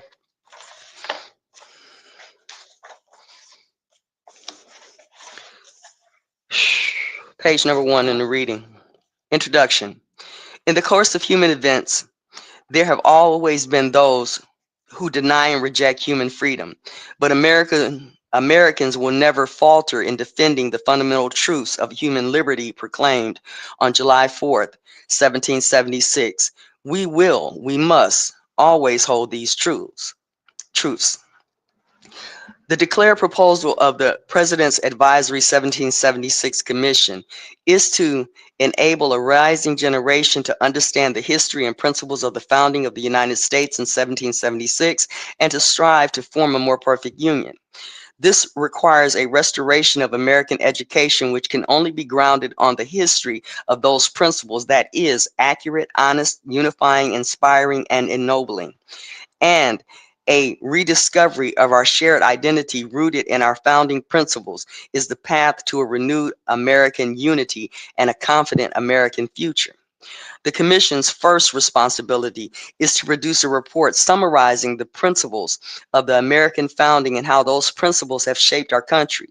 That can only be done by truthfully recounting the aspirations and actions of the men and women who sought to build America as a shining city on a hill, an exemplary nation, one that protects the safety and promotes the happiness of its people as an example to the admired and and I'm sorry, an exemplary nation, one that protects the safety and promotes the happiness of its people as an example to be admired and emulated by nations of the world that wish to steer their government toward greater liberty and justice. The record of our founders striving and the nation they built is our shared inheritance and remains a beacon, as Abraham Lincoln said, not for one people or one time, but for all people for all time. Today, however, Americans are deeply divided about the meaning of their country, its history, and how it should be governed. This division is severe enough to call to mind the disagreements between the colonists and King George and those between the Confederate and Union forces in the Civil War. They amount to dispute over not only the history of our country, but also its present purpose and future direction. The facts of our founding are not partisan. They are a matter of history. Controversies about the meaning of the founding can begin to be resolved by looking at the facts of our nation's founding. Properly understood, these facts address the concerns and aspirations of Americans of all social classes, income levels, races and religion, regions, and walks of life. As well, these facts provide necessary and wise cautions against unrealistic hopes and checks against pressing partisan claims and utopian agendas too hard and too far. The principles of the American founding can be learned by studying the abundant documents contained in the record. Read fully and carefully, they show how the American people have ever pursued freedom and justice, which are the political conditions for living well. To learn this history is to become a better person, a better citizen, and a better partner in the American experience of self-government. Comprising action by imperfect human beings, the American story has its share of missteps, errors, contradictions, and wrongs. These wrongs have always met resistance from the clear principles of a nation, and therefore our history is far more one of self-sacrifice, courage, and nobility. America's principles are named at the onset to be both universal, applying to everyone, and eternal, existing for all time. The remarkable American story unfolds under and because of these great principles. Of course, neither America nor any other nation has perfectly lived up to the universal truths of equality, liberty, justice, and government by consent. But no nation before America ever dared state those truths as a formal basis for its politics, and none has strived harder or done more to achieve them. Lincoln amply described the American government's fundamental principles as a standard maxim for free society, which should be familiar to all and revered by all, consistently looked to, consistently labored for, and even though never perfectly attained, consistently approximated. But the very attempt to attain them, every attempt to obtain them, would, Lincoln continued, constantly spread and deepen the influence of these principles and augment the happiness and value of life to all people of all colors everywhere. The story of America is the story of this ennobling struggle. The President's Advisory 1776 Commission represents this first report or presents this first report with the intention of cultivating a better education among Americans in the principles and history of our nation, and in hope that a rediscovery of those principles and the forms of constitutional government will lead to a more perfect union. Section 2, the meaning of the Declaration.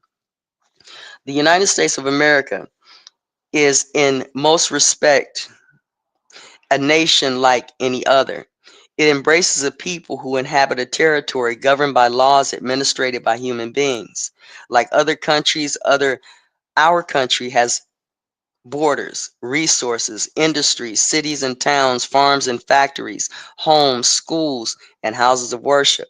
And although a relatively young country, its people have shared a history of common struggle and achievement, from carving communities out of a vast untamed wilderness to winning independence and forming a new government through wars, industrialization, waves of immigration, technological progress, and political change. In other respects, however, the United States is unusual. It is a republic. That is to say, its government was designed to be directed by the will of the people rather than the wishes of a single individual or a narrow class of elites. Republicanism is an ancient form of government, but one uncommon throughout history, in part because of its fragility, which has tended to make republics short-lived. Let me read that again. In other respects, however, the United States is unusual. It is a republic, that is to say, its government was designed to be directed by the will of the people rather than the wishes of a single individual or a narrow class of elites. Republicanism is an ancient form of government, but one uncommon throughout history, in part because of its fragility, which has tended to make republics short-lived. Contemporary Americans, contemporary Americans tend to forget how historically rare republicanism has been, in part because of the success of republicanism in our time, which is derived in no small part from the very example and success of America. In two decisive reports, the United States of America is unique. First, it has a definite birthday, July 4th, 1776. Second, it declares from the moment of its founding not merely the principles on which a new government will be based, it asserts those principles to be true and universal, applicable to all men and all times, as Lincoln said. Other nations may have birthdays. For example, or for instance, what would eventually invoke, I'm sorry, other nations may have birthdays. For instance, what would eventually evolve into the French Republic was born in 1787, where Parisians stormed a hated prison and launched the downfall of the French monarchy and its aristocratic regime, my bad. The People's Republic of China was born in 1948 with Mao Zedong's Chinese Communist Party defeat. Um, I'm sorry, they defeated the nationalists in the Chinese Civil War. But France and China are nations, as people and cultures inhabiting specific territories stretch back centuries and even millennia over the course of many governments. There was no United States of America before July 4th, 1776. There was not yet, formally speaking, an American people. There were instead living in 13 British colonies in North America to some 2.5 million subjects of a distant king. Those subjects became a people by declaring themselves such and then by winning the independence they had asserted as their right. They made that assertion on the basis of principle, not blood or kinship, and what we today might call ethnicity. Yet this fact must be properly understood. As John Jay explained in Federalist 2, quote, Providence has been placed to give this one connected country to one united people, a people descendant from the same ancestors, speaking the same language, professing the same religion, attached to the same principles of government, very similar in their manners and custom, and who, by their joint counsels, arms, and efforts, fighting side by side throughout a long and bloody war, have nobly established general liberty and independence. End quote. Yet, as Jay and all the founders well knew, the newly formed American people were not quite as homogeneous in ancestry, language, or religion as this statement would seem to assert. They were neither wholly English, nor wholly Protestant, nor wholly Christian. Some other basis would have to be found and asserted to bind the new people together and to which they would remain attached if they were to remain a people. The basis, or that basis, was the assertion of universal and eternal principles of justice and political legitimacy.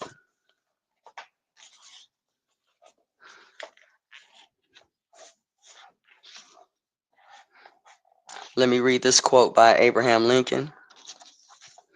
It says, all honor to Jefferson, the man who, in the concrete pressure of a struggle for national independence by a single people, had the coolness, forecasting capacity to introduce into a merely revolutionary document an abstract truth applicable to all men and all times, and so to embalm it there to that today and in all coming days it shall be a rebuke and a stumbling block to the very harbingers of reappearing tyranny and oppression. Abraham Lincoln.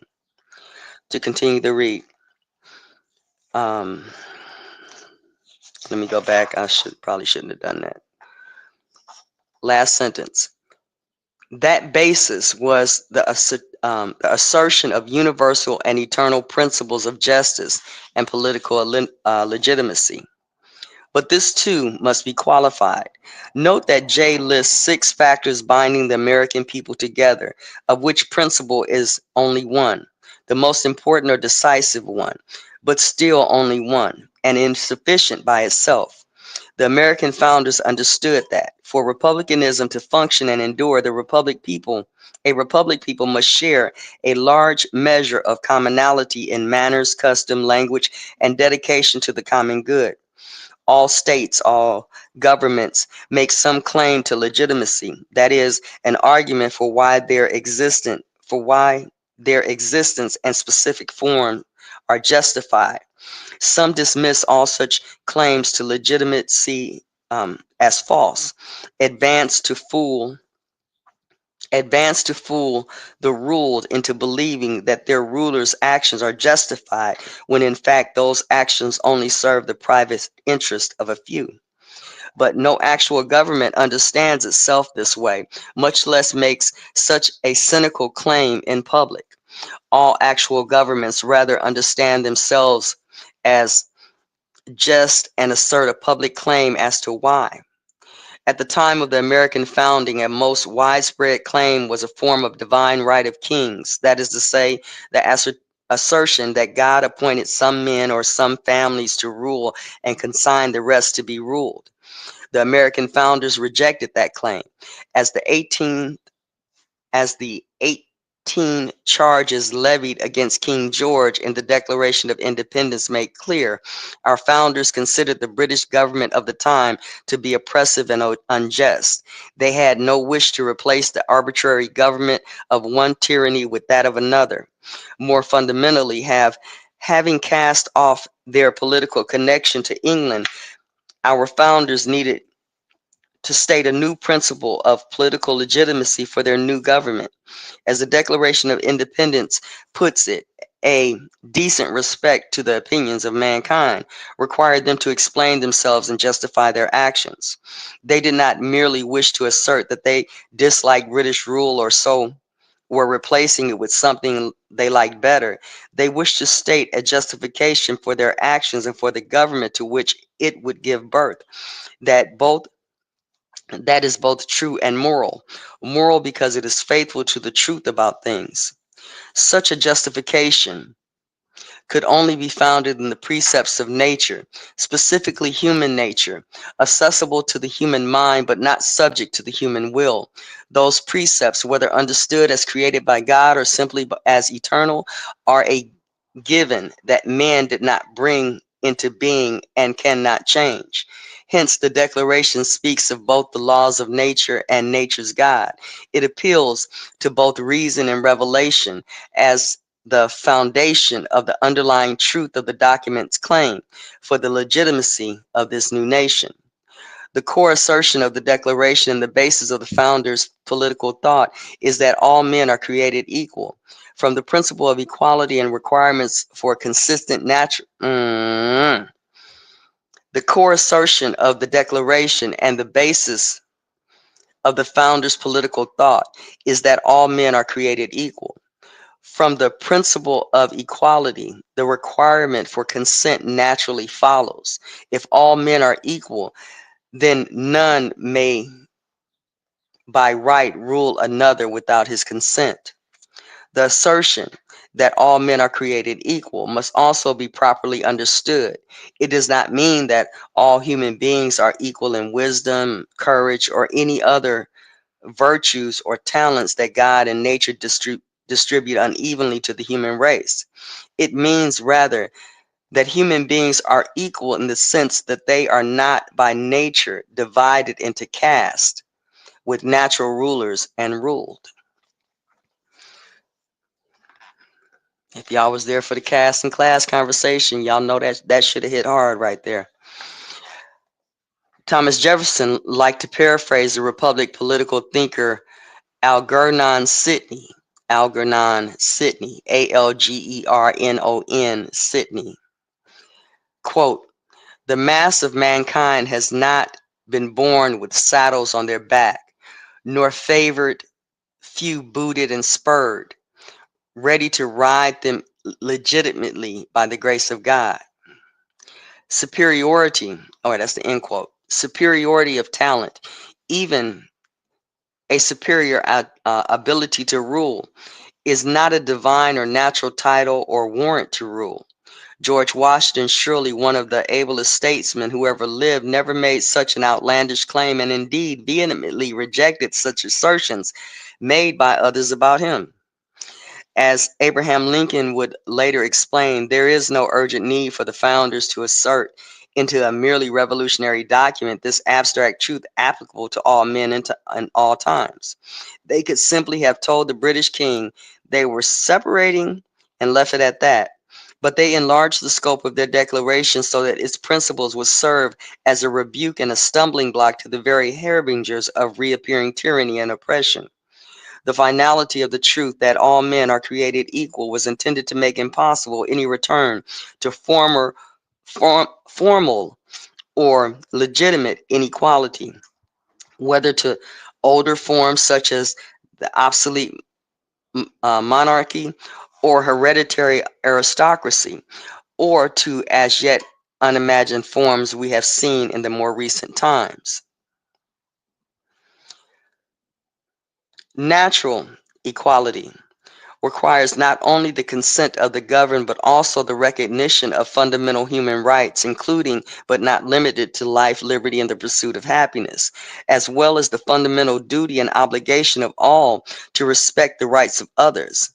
These rights are found in nature and are not created by man or government. Rather, men create governments to secure natural rights. Indeed, the very purpose of the government is to secure these rights which exist independently of government, whether government recognizes them or not. A bad government may deny or ignore natural rights and even prevent their exercise in the real world, but it can never negate or eliminate them. The principles of the Declaration are universal and eternal, yet they were asserted by a specific people for a specific purpose in a specific circumstance. The general principle stated in the document explains and justifies the founders' particular actions in breaking off from Great Britain and also explain the principles upon which they would build their new government. These principles apply to all men, but the founders acted to secure only American rights, not those of all mankind. The world is still and will always be divided into nations, not all of which respect the rights of their people, though they should. We confront finally the difficulty that the eternal principles elucidated in the Declaration were stated and become the basis for an actual government only a relatively short time ago. If these principles are both eternal and accessible to the human mind, why were they not discovered and acted on long before 1776? In a sense, the precepts of the American founders were known to prior thinkers, but those thinkers stated them in entirely different terms to fit the different political and intellectual circumstances of their times. For instance, ancient philosophers appear to teach that wisdom is a genuine title to rule, and that in a decisive respect, all men are not created equal. Yet they also teach that it is all but impossible for actual living man to obtain genuine wisdom, even if wisdom is a legitimate title to rule. If perfect wisdom is unattainable by any living man, then no man is by right the ruler of any other except by their consent. More fundamentally, by the time of the American founding, political life in the West had undergone two momentous changes. The first was the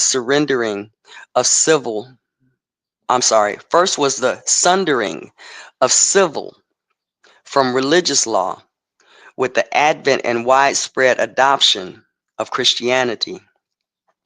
The second monumentous change was the emergence of multiple denominations within Christianity that undid Christian unity and in turn greatly undermined political unity. Religious differences became sources of political conflict and war. As discussed further in Appendix 2, it was in response to these fundamental new circumstances that the American founders developed the principle of religious liberty. While the founders' principles are both true and eternal, they cannot be understood without also understanding that they were formulated by practical men to solve real world problems. For the founder's solution of these problems, we must turn to the Constitution. How are y'all doing in the chat? Hey, Focus Mind, Learning and Building. Okay, just checking on y'all for a minute. Okay. We're continuing. It's 12:30 out here right now. Let's continue. A Constitution of Principles, Section 3.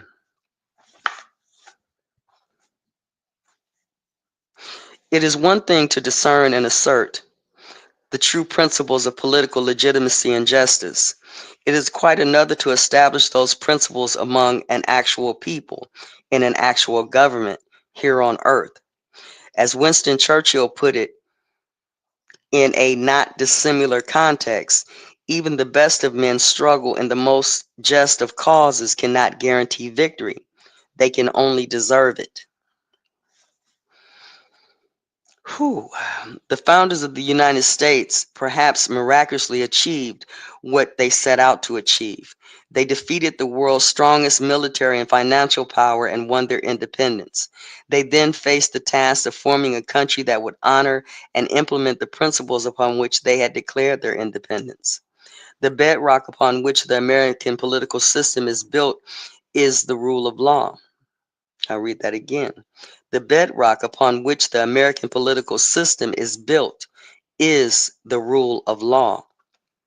The vast difference between tyranny and the rule of law is the central theme of political thinkers back to classical antiquity.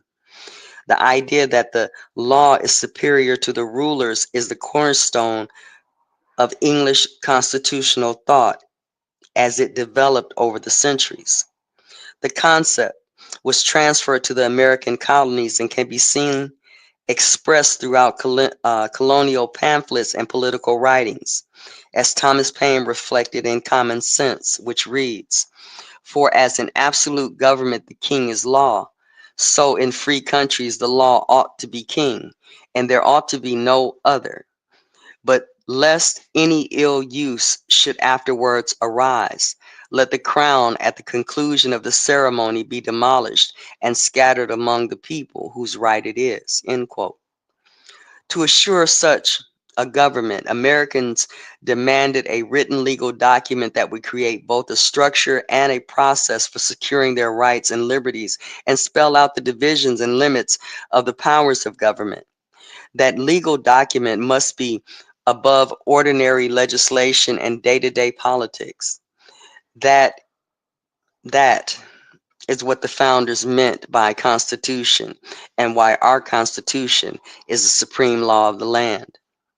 Their first attempt at the form of government or at a form of government, the Articles of Confederation and Perpetual Union, was adopted in the midst of the Revolutionary War and not ratified until 1781. During that time, American statesmen and citizens alike concluded that the Articles were too weak to fulfill a government's core function. This consensus produced the Constitutional Convention of 1787, which met in Philadelphia that summer to write a document which we have today. It is a testament to those framers.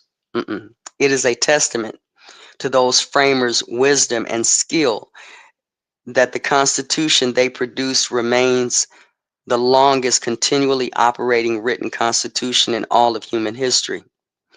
The meaning and purpose of the Constitution of 1783, however, cannot be understood without recourse to the principles of the Declaration of Independence: human equality, the requirement for government by consent, and the securing of natural rights, which the Constitution is intended to embody, protect, and nurture. Lincoln famously described the principles of the Declaration, following from Proverbs 25:11, as a apple of gold, and the Constitution as a frame of silver, meant to adorn and preserve the apple. The latter was made from the former, not the reverse. The form of the okay, the form of the new government that the Constitution delineates is informed in part by the charges the Declaration levels on the British Crown. For instance, the colonists charged the British king with failing to provide and even interfering with representative government. Hence, the Constitution provides for representative legislation. It also charges the king with concentrating executive legislative and judicial power into the same hands, which James Madison pronounced very definition of tyranny. Yet the founders organized their new government into three co-equal branches, checking and balancing the power of each against the other to reduce the risk of abuse of power. The intent of the framers of the Constitution was to construct a government that would be sufficiently strong to provide those essential tasks that only a government can perform, such as establishing justice, ensuring domestic tranquility, and providing for the common defense and promoting general welfare, the main task of the document's preamble, but not so strong as to jeopardize the people's liberty. In other words, the new government needed to be strong enough to have the power to secure rights without having so much power as to enable or encourage it to infringe rights. More specifically, the framers intended the new Constitution to keep the 13 states united, to prevent the breakup of the Union into two or more similar countries, while maintaining sufficient latitude and liberty for the individual states. Did we just see two different things?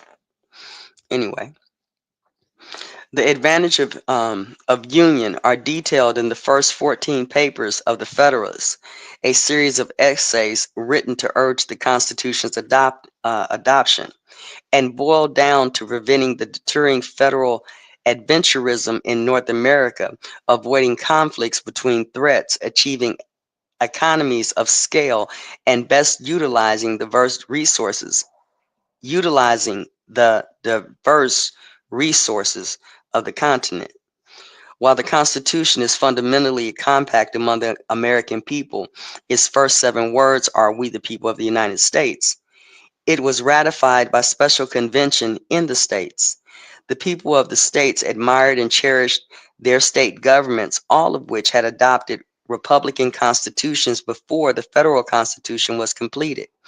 Hence, the framers of the new national government had to respect the states' prior existence and jealous guarding of their own prerogatives.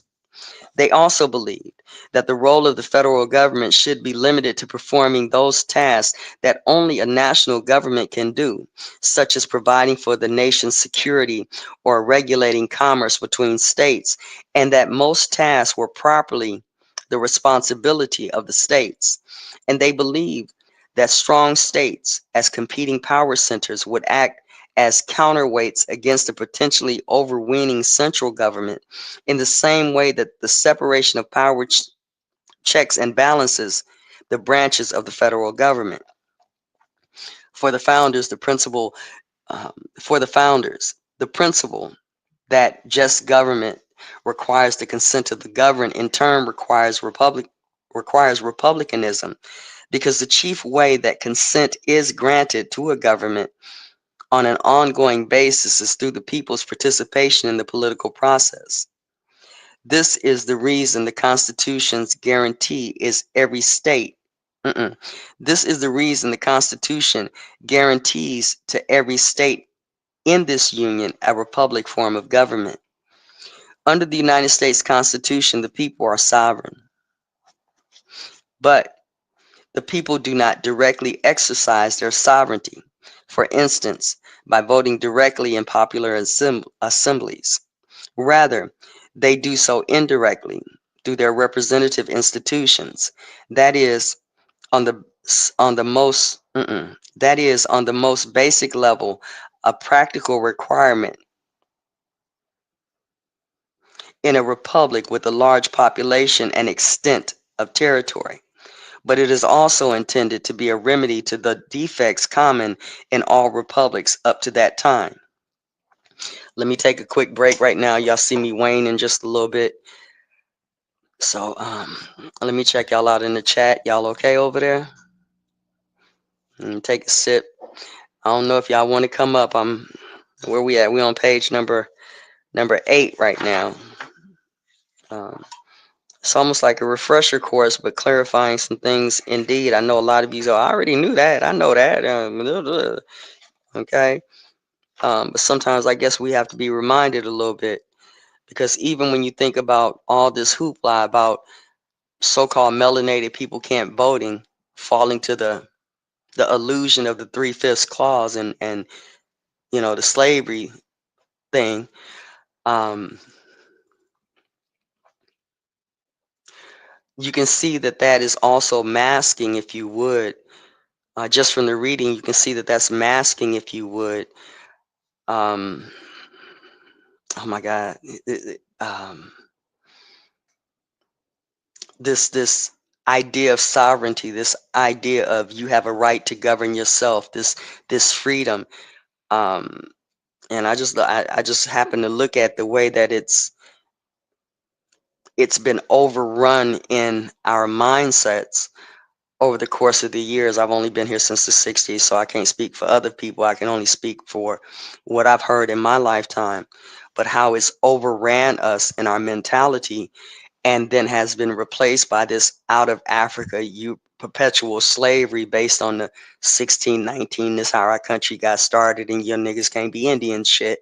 Excuse my language.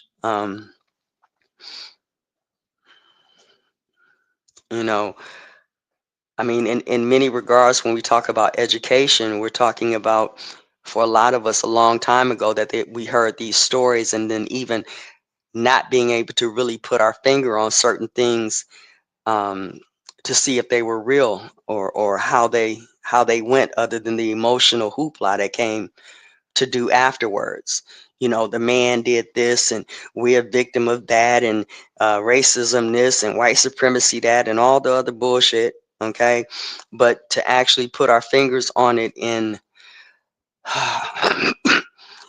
in the educational arenas, because, like they said, this principle was stated by other people in ancient or older civilizations, even though they were stated in a different way. Excuse me. A different way, or different words, or whatever the case was. And when I think about it, you know, in some regards, and this may not be true for all of us at all times, but in some regards, we've either played, you participated in our education as we participate in fast food. We run up there, we make our order, this grade, that grade, this, you know, this level of instruction, this subject matter, whatever, whatever. And then we pay our bill and run on out into the world, gobbling up the cheap ass processed food that we got. Okay. And what we don't get is all the stuff that's behind that. We don't, for the most part, talk about the philosophers of old, the society of philosophers, the classics. In some regards, we don't even put that together. If you guys remember, part of this reading said how, the French sought to cut off the past, like it didn't even exist. And in many regards, we people, I say, of my community or ilk or degree or whatever you want to call it, class, caste, whatever the fuck, don't talk about the classics. Don't talk about how they merge together. We'll do that while we're sitting in a university.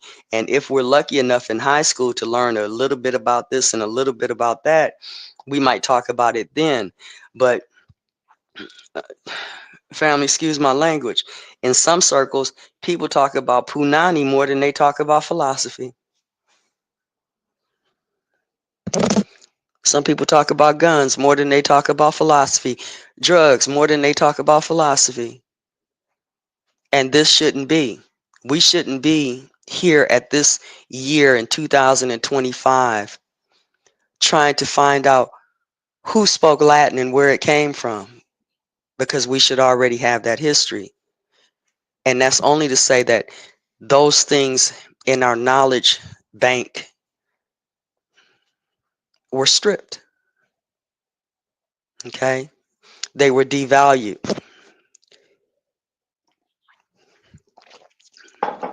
They became blue chip stamps at the A&P.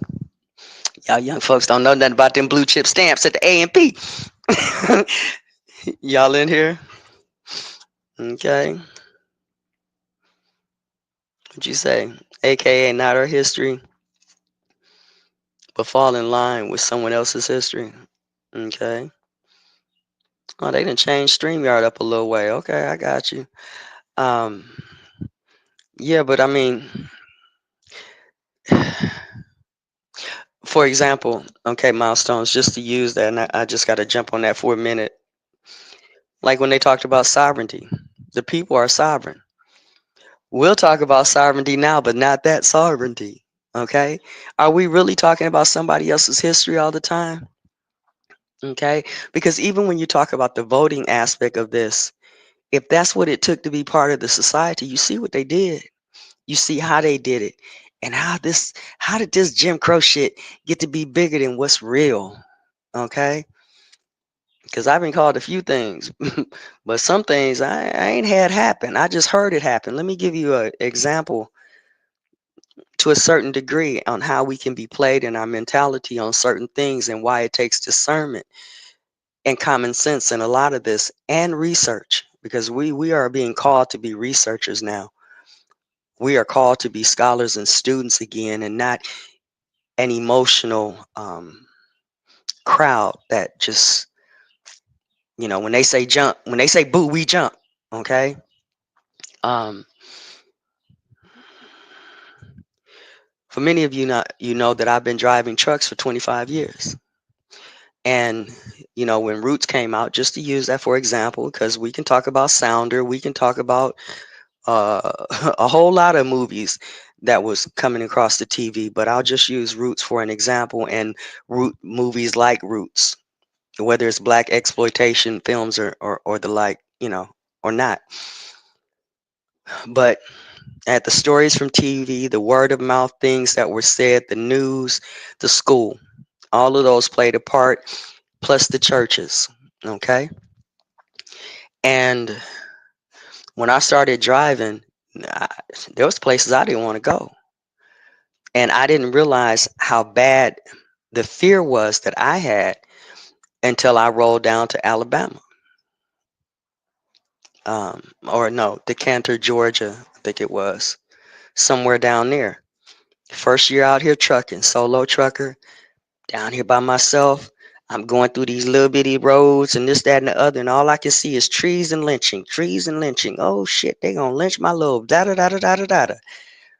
I jumped out the truck because I had to go into the store, and I was so fearful when I went in there that I didn't really say nothing to anybody. Bought what I needed to buy and hightailed it my ass back in the truck because of all those things that I mentioned prior to that, the television, the books, the word of mouth, the church, the newspaper, all those things that shaped my identity. I was afraid of the South. I was afraid of certain parts of the South, and I still remember that. It's 25, almost 25 years ago. And in the course of these 25 years traveling through this land and different places, the whole country is country. And it ain't really nothing to be afraid of like that. Yeah, you're going to run into pockets of this and you're going to run into prejudices and you're going to run into racism and this, that, and the other. And it's going to be some shit.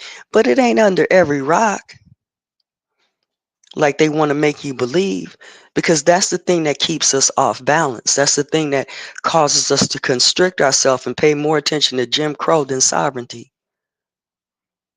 than standing up for what is ours, because we were born here. We got blood in this land. And I'm not talking about I got to remember this is Saturday and this is, people, children might be here, but, you know, it ain't like we bending down doing X, Y, and Z to Trump and bending down doing X, Y, Z to Biden. It ain't about that. It's about each generation having to stand up for something unless you lose it. Some people say, right, Navi, you ain't got no credentials to be up here. What you up here doing? I'm just reading. I'm just doing some stuff that we couldn't really do back in the 70s and 80s. We couldn't talk to the editors. We couldn't necessarily speak truth to power if you wasn't in the right building. But now we got all these all this access through these smart devices and computers and this, that, and the other to let the world know what we think, and we better make it count. So I don't have to have a degree. I don't have to be sanctioned. I just got to have the will to do it in my time to help to help change some things and affect some things. Because the very fact that we weren't controlling the media at certain points is the reason why there's this big arm of Jim Crow and this little arm of us and what we really wanted and this confusion between the two. Okay. So I know I might not have finished that statement, but um, it's just what I have to say about it. Okay.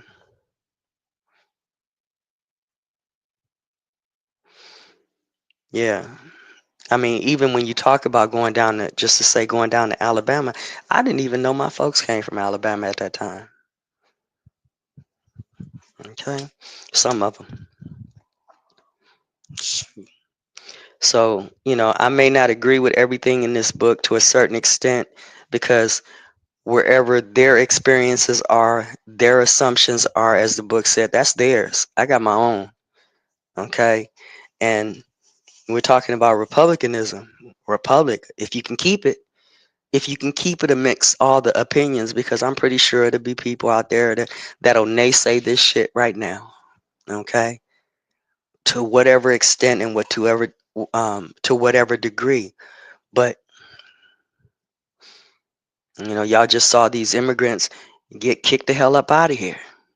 They were trying to overrun us in that aspect, so what do we need to do?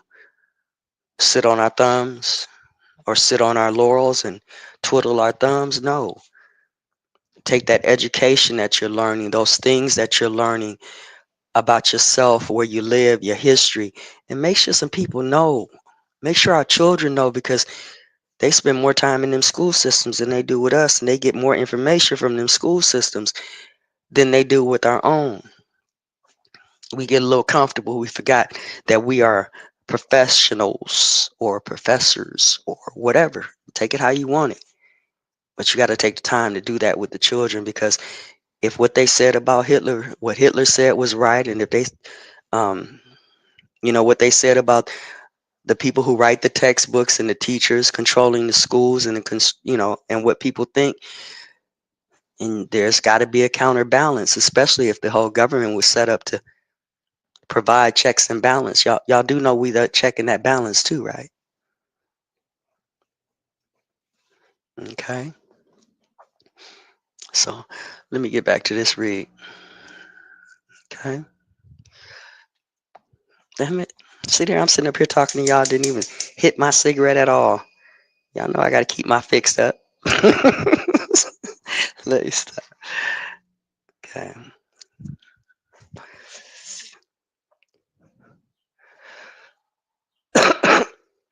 Okay. I don't know if y'all know I don't do this very often, but I'm gonna read a little bit more. Uh, where the hell is the StreamYard at? Let's see if I can pin this. Um, uh,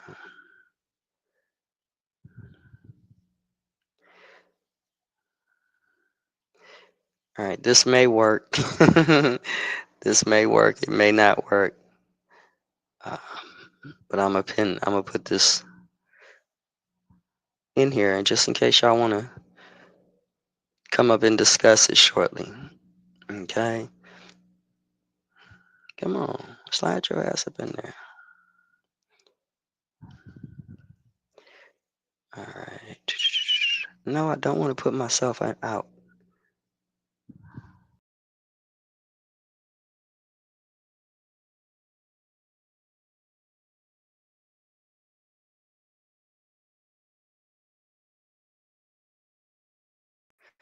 Damn, I think I just put myself in timeout, y'all.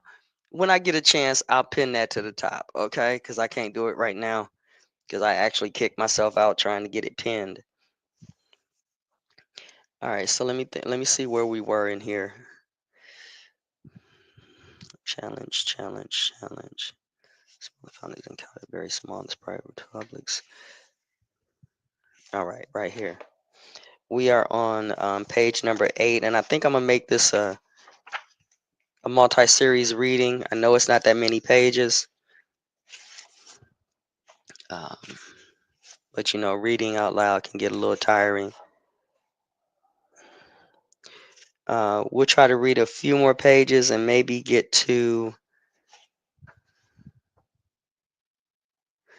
I think we might end this reading in the section that says racism and identity politics, which is a few more pages, maybe about 7, 8 more pages, maybe 6.5.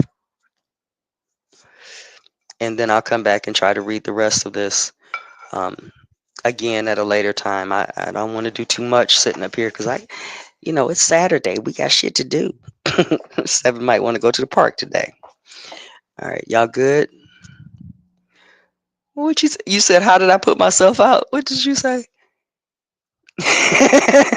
Okay, so StreamYard looks a little different now, right?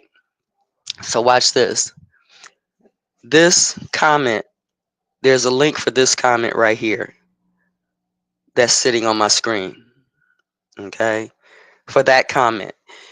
And it, because I'm on my phone, it sits right over the last comment that came in. Okay, so when I put the StreamYard link in, the 3 dots on the side to be able to pin the comment is up under that shit. So another screen popped up, and I was like, well, let me hit that, trying to start the comment, but apparently my finger was too big or whatever the case is, and I kicked myself into the lobby. That's what happened. So I put myself in timeout. At least I didn't ban myself because there's like 4 options up there. Okay. So anyway, let's finish reading. We are on the last section of page number 8. So here it says the framers of the Constitution faced a twofold challenge. They had to assure those alarmed by the historical record that the new government was not too Republican in simply copying the old failed forms, which also reassured those concerned about overweening centralized power that the government of the new Constitution was a republic to secure equal nat fuck. Let's read that again. They had to assure those alarmed by the historical record that the new government was not too republic in simply copying the old failed forms, while also reassuring those concerned about overweening central power that the government of the new Constitution was republic enough to secure equal natural rights and prevent the emergence of tyranny. The main causes of prior Republican failure were class conflict and tyranny of the majority. In the simplest terms, the largest single faction in any republic would tend to band together and unwisely wield their numerical strength against unpopular minorities, leading to conflict and eventual collapse.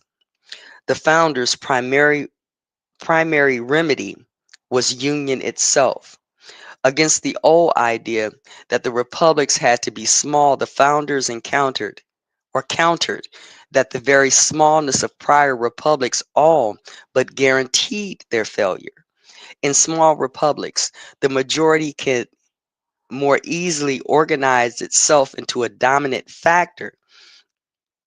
In large republics, interests become too numerous for any single faction to dominate. Those of you who are out there trying to do the latter know why you're having the problem with it. Okay? It's all our land and we're going to do all of this and we are Moors and we're going to do this and we is the reason why that shit ain't working. Okay?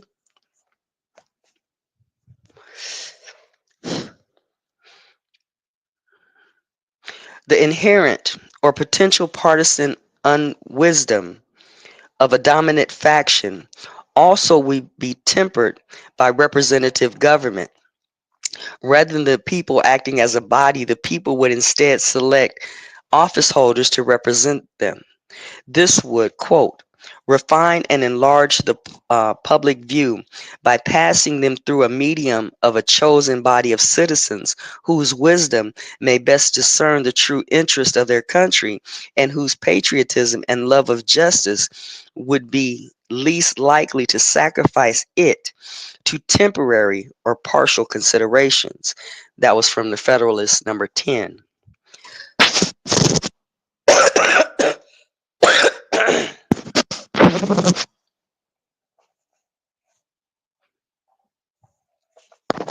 The separation of powers would work in concert with the principle of representation by incentivizing individual office holders to identify their personal interests with the powers and prerogatives of their offices, and thus keep them alert to the dangers of encroachment from other branches and offices. The founders asserted that those innovations and others combined to create a republicanism that was at once old as well as new, true to the eternal principles and timeless ends of good government, but awake to the corrective of the deficiencies in prior examples of popular rule. And you see here, I'm just going to say this. This is why that stuff about knowing your past and knowing the history and knowing the classics and the philosophers and what they stood on and how they deviate come into play. Because my, um, because like with many of us, if you think about it, you just went through school, K through 12. Did you know about the philosophers? Were they teaching you about the philosophers in elementary school and all that stuff in middle school? Or was other things going on? By the time you get to that senior years, you got just a little bit of knowledge. You don't have the overall knowledge of the prior classics unless there was something put into you in your formative years to know those things. Okay, you know my children can fix French fries. Okay, and that was put into them because that's what they did. They practiced it over and over again. Okay, my son was clowning with me a few weeks ago and said that he's a French fry connoisseur and an oil, enthusiast or whatever the case is because he's perfected cooking French fries. It's funny, but still, same thing is true with the philosophies and stuff like that and the classics because you know when it comes down to who you voting for, when you can vote, if you're going to the draft, who's in office. I mean, the first time I voted, I was 18. It was back when Dukakis and whoever Reagan was doing their thing. Okay, but who knew? Um, let me see if I can catch this point. It's a point right in here. Okay, and thus keep them alert to the dangers of encroachment from other branches and offices. Okay, kind of right in there. It's kind of right in there. I mean, how am I trying to say this? We would only, but without having that history, knowledge, and base in our formative years as we should have, or as would have been required for a good citizen or adult, we only had presented to us what the media, the school, America, the church in America, our folks had presented to us. We didn't have the voices of France and England and China and Russia and Africa, all those different places. We didn't have those voices, the voices of Spain and Ireland and Scotland. We don't have all those voices to compare against. We only had this little pocket of information and it was not adequate because if it was adequate, some of the misgivings that we have today, we wouldn't have. We would know how to, as I say, dance on complex scenes. Okay. Let me peep at y'all for a minute. Y'all good? Okay, y'all good. All right, let's continue reading. The founders asserted that these innovations and others combined to create a republicanism that was once old as well as new, true to the eternal principles and timeless ends of good government, but awakened to the corrective of the deficiencies of prior examples of popular rule. That's what I was trying to get to right there. One important feature of our written Constitution is the careful way that it limits the power of each branch of government. That is, states what those branches may do and, by implication, what they may not do. This is the real meaning of limited government. Not that the government's size or funding levels remain small, but that government's powers and activities must remain limited to certain carefully defined areas and responsibilities as guarded by bicameralism, federalism, and the separation of powers, or bicameralism. The Constitution was intended to endure, but because the founders well knew that document written by human beings could wait wait that no document written by human beings could ever be perfect or anticipate every future contingency, they provided for a process to amend the document, but only by popular decision making and not by ordinary legislative or judicial decree. Which that whole statement had religious stuff on it. Okay, I don't mean to talk too much on this, but um, the first one.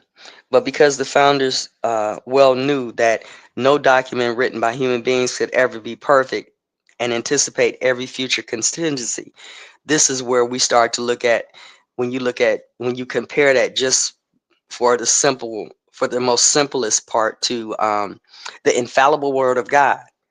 That's a counter to that.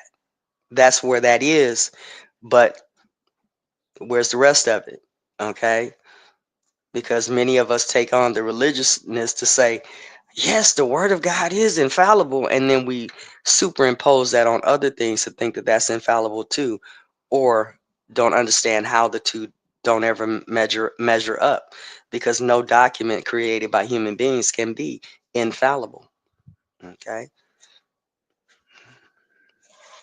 and then the other part, um, you can anticipate every future contingency. And it says they provide for a process to amend the document, which we got a lot. But on the counter of that, when you tie the religious narrative in it, that's why it's suspect. You can't add a jot or a tittle and this, that, and the other, that kind of stuff. So it is whatever I say it is because it's a no private, all that stuff. Um, but only by popular decision making and not by ordinary legislative and judicial decree. Whereas we still can look in the biblical text for that, where it's like by this decree, this was said and this was done, Hammurabi, whatever the case, whatever. Um, Kind of eliminating those things that are particularly there, but it's so entrenched in the society that unless we know them very small nuances, they say it's not the big things that spoil the vine, it's those small things. You might be looking at the big snowball, but it started out as a little bitty rock and a pebble. And those are the things that hurt us the most. Those little decrees, those overarching things that are said, that the next thing you know, we running from a big ass snowball or a cannonball or just a cannon. I'm just saying, okay? Just trying to get there with y'all. Okay? Let's continue. The first 10 amendments. Really? 10 amendments? 10 never mind. The first 10 amendments, which would come to be known as the Bill of Rights, were included at the demand of those especially concerned about vesting the federal government with too much power and who wanted an enumeration of specific rights that the new government lawfully could not transgress. But all agreed that substantive rights are not granted by government, and just government exists only to secure these rights. And they specifically noted in the Ninth Amendment of the Bill of Rights, and they specifically noted in the Ninth Amendment that the Bill of Rights was a selective and not an exclusive list. That is, the mere fact that a right is not mentioned in the Bill of Rights is neither proof nor evidence that it does not exist. It is important to note the founders' understanding of three of these rights that are decisive for Republican government and the success of the founders' project. Our first freedom, religious liberty, is far more. most a moral requirement of the natural freedom of the human mind. As discussed in Appendix 2, it is also the indispensable solution to the political religious problem that emerged in the modern world. Faith is both a matter of private conscience and public import, which is why the founders encouraged religious free exercise be barred, I'm sorry, encourage religious free exercise, but barred the government from establishing any one national religion. The point is not merely to protect the state from religion, but also to protect religion from the state, so that religious institutions would flourish and pursue their divine mission among men. Like religious liberty, freedom of speech. Like religious liberty, freedom of speech and of the press is required by the freedom of, like religious liberty, freedom of speech and of the press is required by the freedom of the human mind. More plainly, it is a requirement for any government in which the people choose the direction of government policy. To choose requires public deliberation and debate. A people that cannot publicly express its opinions, exchange ideas, or openly argue about the course of its government is not free. Okay? Finally, the right to keep and bear arms is required by the fundamental natural right to life. No man may justly be denied the means of his own defense. The political significance of this right is hardly less important. An armed person is a people, an armed people is a people capable of defending their liberty no less than their lives and is last, mm, and is the last desperate check against the worst tyranny. Let me read that again. I was trying to, my mind was going somewhere. Finally, the right to keep and bear arms is required by the fundamental natural right of life. No man may justly be denied the means of his own defense. The political significance of this right is hardly less important. An armed people is a people capable of defending their liberty no less than their lives, and is the last desperate check against the worst tyranny. Okay? Y'all, I said I was going to read it until a certain point. My ass is getting tired. I really am. I'm stumbling too much right now. No, maybe if I either stop smoking or sit my ass down, it might help. Let's try it. What y'all got on the screen? That's me up there. Okay. If anything goes wrong, let me know because the phone is across the room and I'm looking at the computer on YouTube. Okay, let's see what we can do here. Still trying to get used to these glasses. They be falling down and they're progressive, so it gets a little funky. Let's try it. Page 10, section number 4, challenges to America's principles. Challenge to constitutional government are frequent and to be expected in a popular government based on consent. In his farewell address, George Washington advised his countrymen that when it came to the preservation of the Constitution, they should resist with care the spirit of innovation upon its principles, however specious the pretexts. The Constitution has proven sturdy against narrow interest groups that seek to change elements of the Constitution merely to get their way.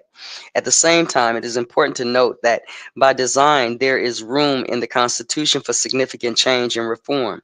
Indeed, great reforms like abolition, women's suffrage, anti communism, the civil rights movement, the pro life movement have all come forward to improve our dedication to the principles of the Declaration of Independence under the Constitution. More problematic have been movements that reject the fundamental truths of the Declaration of Independence and seek to destroy our constitutional order.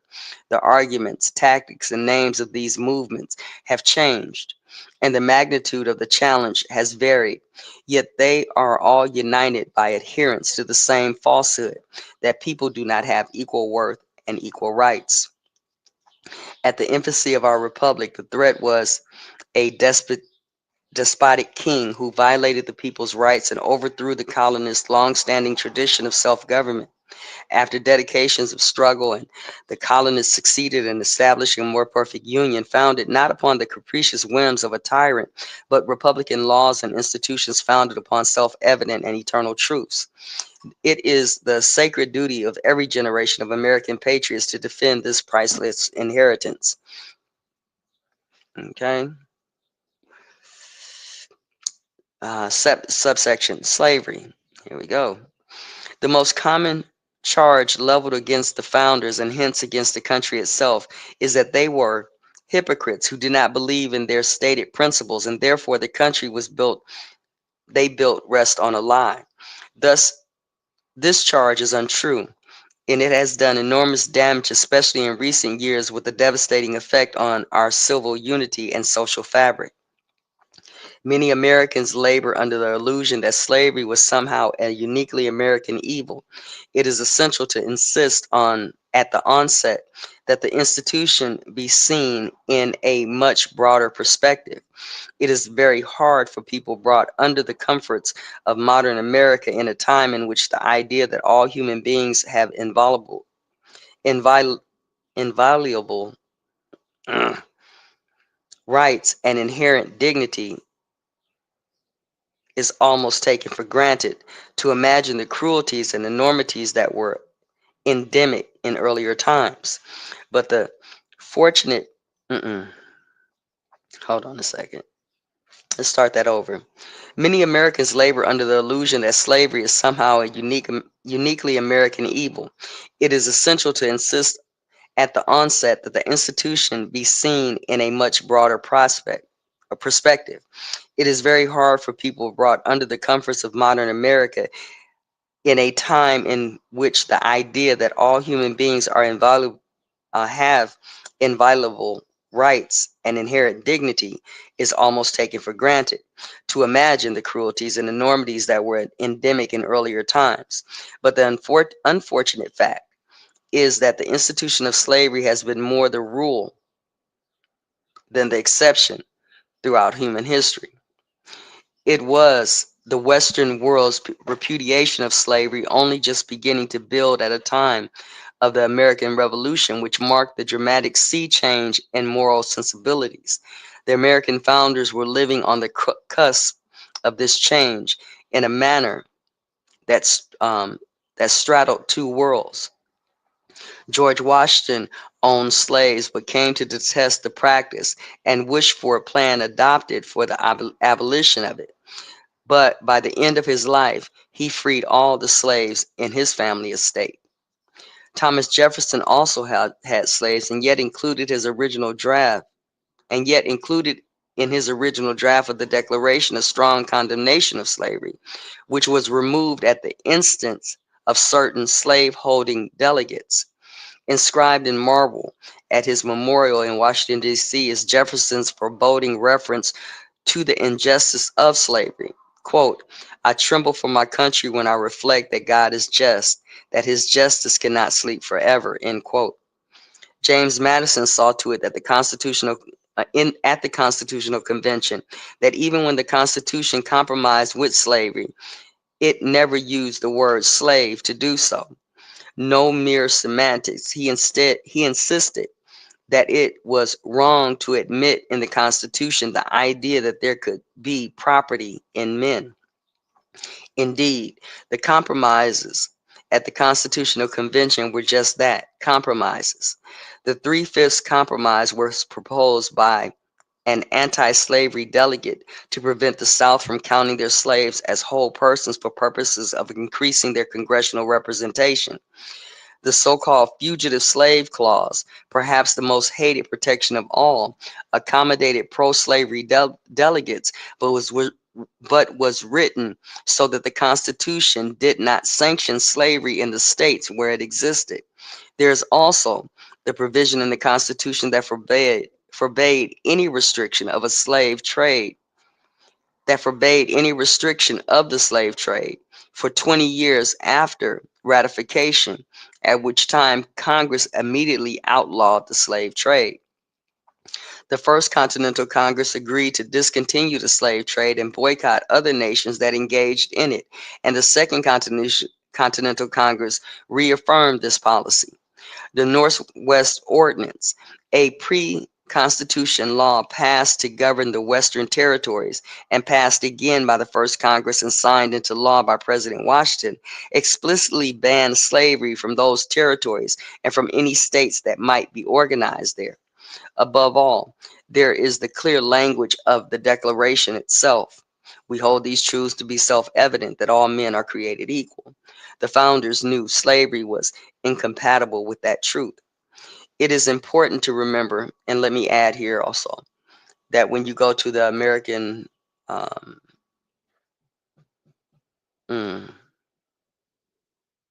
damn, I can't remember the name of it, Antiquarian Society, and you find the article talking about the Constitution, they'll tell you that the Bill of Rights was pushed toward um, the people, if you would, presented uh, for when it was being reviewed, if you would.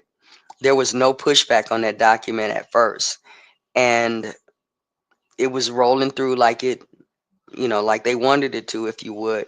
But when it finally came to be presented to the public or official, that's when the people who reviewed it started bucking against it, and um, certain parts of it were changed.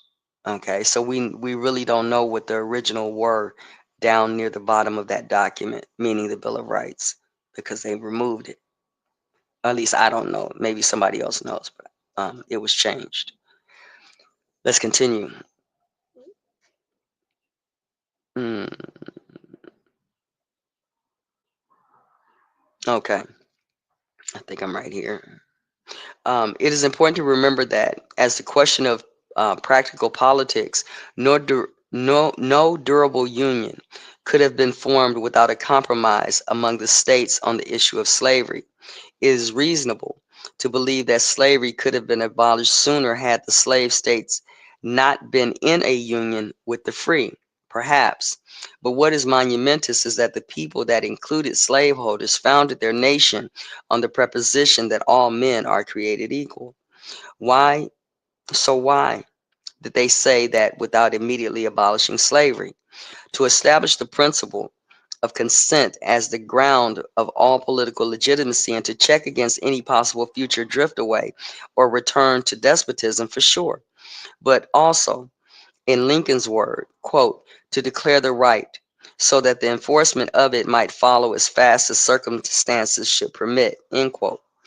The foundation of our republic planted the seeds of the death of slavery in America. The Declaration's unqualified proclamation of human equality flatly contradicted the existence of human bondage, and although with the Constitution's compromises, understood in light of that preposition, set the stage for abolition. Indeed, the moment the movement to abolish slavery that first began in the United States led the way in bringing about the end of legal slavery. Benjamin Franklin was president. Did I miss a page? 12, 13, okay. Benjamin Franklin was president of the Philadelphia Society for Promoting the Abolition of Slavery, and John Jay, the first Chief Justice of the Supreme Court, was the president of a similar society in New York. John Adams opposed slavery his entire life as a foul contagion in the human character, or contagion in the human character, and an evil of colossal magnitude. Frederick Douglass had been born a slave but escaped and eventually became a prominent spokesman for the abolitionist movement. He initially condemned the Constitution, but after studying its history, came to insist that it was a glorious legal document and that the Declaration of Independence was the ring bolt to the chain of our nation's destiny.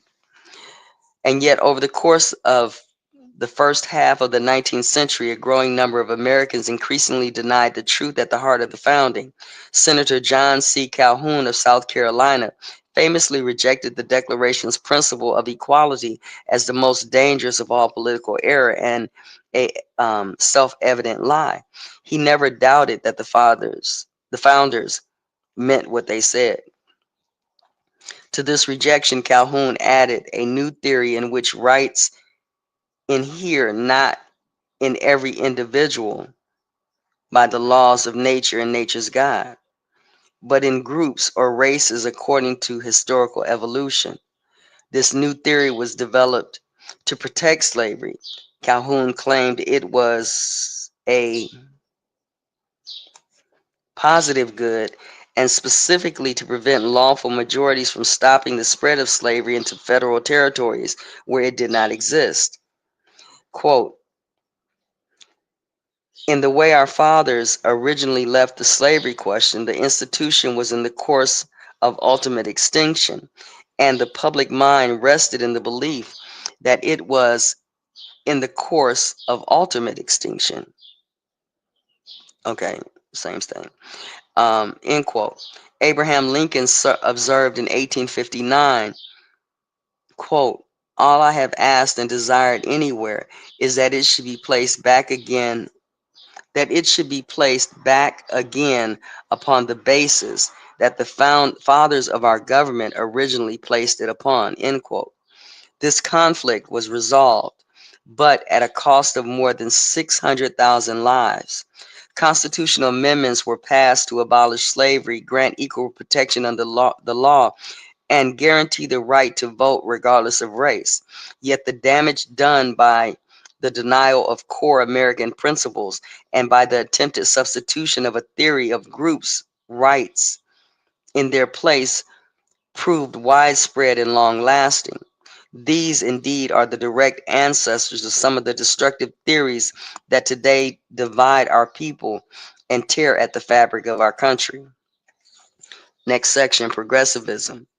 In the decades that followed the Civil War, in response to the Industrial Revolution and the expansion of urban society, many American elites adopted a series of ideas to address these changes called progressivism.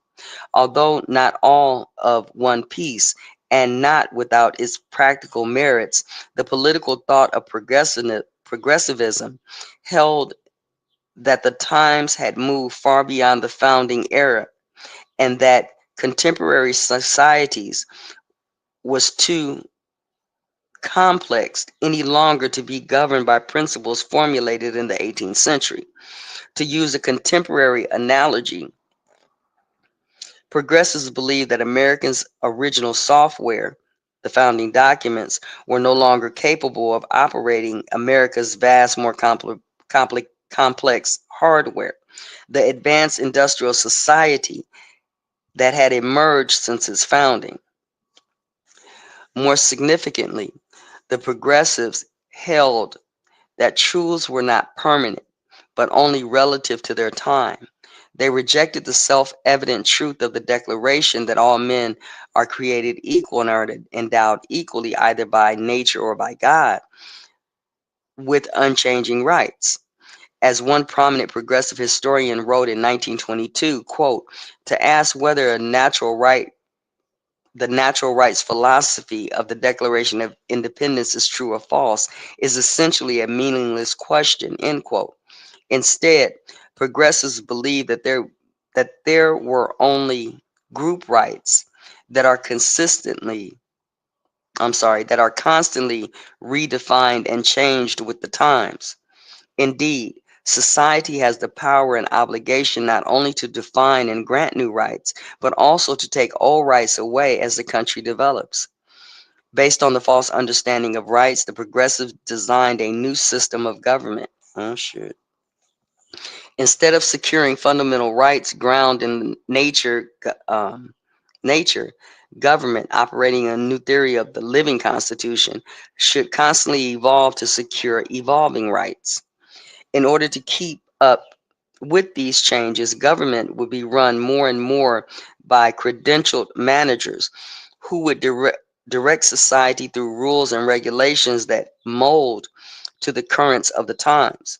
Before he became president of the United States, Woodrow Wilson laid out a new system whereby, quote, the functions of government are in a very real sense independent of legislation and even constitutions, end quote, meaning that this new view of government would operate independent of the people. From um, from far far from creating an omniscient body of civil servants led only by pragmatism or science, though progressives instead created what amounts to a fourth branch of government called at times the bureaucracy or the administrative state. This shadow government never faces elections and today operates largely without checks and balances. The founders always opposed government. mm, the founders always opposed government unaccountable to the people and without constitutional restraint, yet it continues to grow around us. Fascism. Fascism.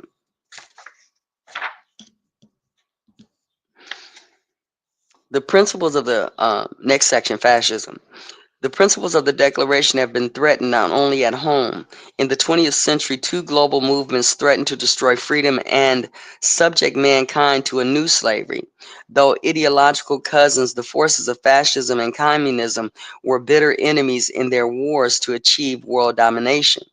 What united both totalitarian movements was their utter disdain for natural rights and free peoples.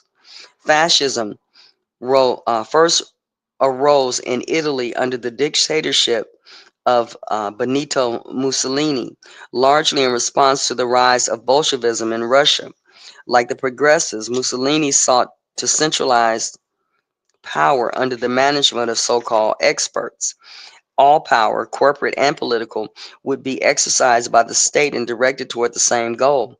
Individual rights and freedoms hold no purchase under fascism.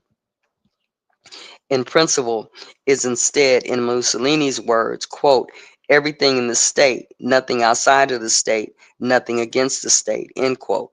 Eventually, Adolf Hitler in Germany wed this militant and dehumanizing political movement to his pseudo-scientific theory of Aryan racial supremacy, and Nazism was born. The Nazi juggernaut quickly conquered much of Europe. The rule of the Axis powers is not a government based upon the consent of the governed, said President Franklin Delano Roosevelt. It is it is not a union of ordinary self-respecting men and women to protect themselves. I'm sorry. It is not a union of ordinary self-respecting men and women to protect themselves and their freedom and their dignity from oppression. It is an unholy alliance of power and pelf to dominate and enslave the human race. Before the Nazis could threaten America in their own hemisphere, the United States built an arsenal of democracy, creating more ships, planes, tanks, and munitions than any other power on earth. Eventually, America rose up, sending millions of troops across the ocean to preserve freedom. Everywhere American troops went, they embodied in their own ranks and brought with them the principles of the Declaration, liberating people to restore freedom. Yet, while fascism died in 1945 with the collapse of the Axis powers, it was quickly replaced by a new threat. The rest of the 20th century was defined by the United States' mortal and moral battle against the forces of communism. Next section, communism. Communism seems to preach a radical or extreme form of human equality, but at its core, wrote Karl Marx, is the idea of the class struggle as the intermediate driving force of history, and particularly the class struggle between the bourgeois and the proletariat. In the communist mind, people are not born equal and free. They are defined entirely by their class. Under communism, the purpose of government is not to secure rights at all. Instead, the goal is for a class struggle that necessarily leads to a dictatorship of the proletariat. Um, by its very nature, this class struggle would be violent. The communists disdain to conceal their views and aims, Marx wrote. They openly declare that their ends can be attained only by forcible overthrow of all existing social conditions. Let the ruling class tremble at the communist revolution. This radical rejection of human dignity spread throughout much of the world. In Russia, the bloody Bolshevik revolution during World War I established the Communist Soviet Union. Communists understood itself. I'm sorry. Communism understands itself as a universalist movement of global conquest, and communist dictators even seized power through much of Europe and Asia and significant parts of Africa and South America. Led by the Soviet Union, communism even threatened or inspired to threaten our liberties here at home. What it could not achieve through force of arms, it attempted through subversion. Communism did not succeed in fomenting revolution in America. From fomenting. There it is. Okay, but communism's relentless anti-American, anti-Western, and atheistic propaganda did inspire thousands and perhaps even millions to reject and despise the principles of our founding and our government. While America and its allies eventually won the Cold War, this legacy of anti-Americanism is by no means entirely a memory, but still pervades much of academia and the intellectual and cultural spheres. The increasingly accepted economic theory of socialism, while less violent than communism, is inspired by the same flawed philosophy and leads down the same dangerous path of allowing the state to seize private property and redistribute wealth as the governing elites see fit. For generations, America stood as the bulwark against global communism.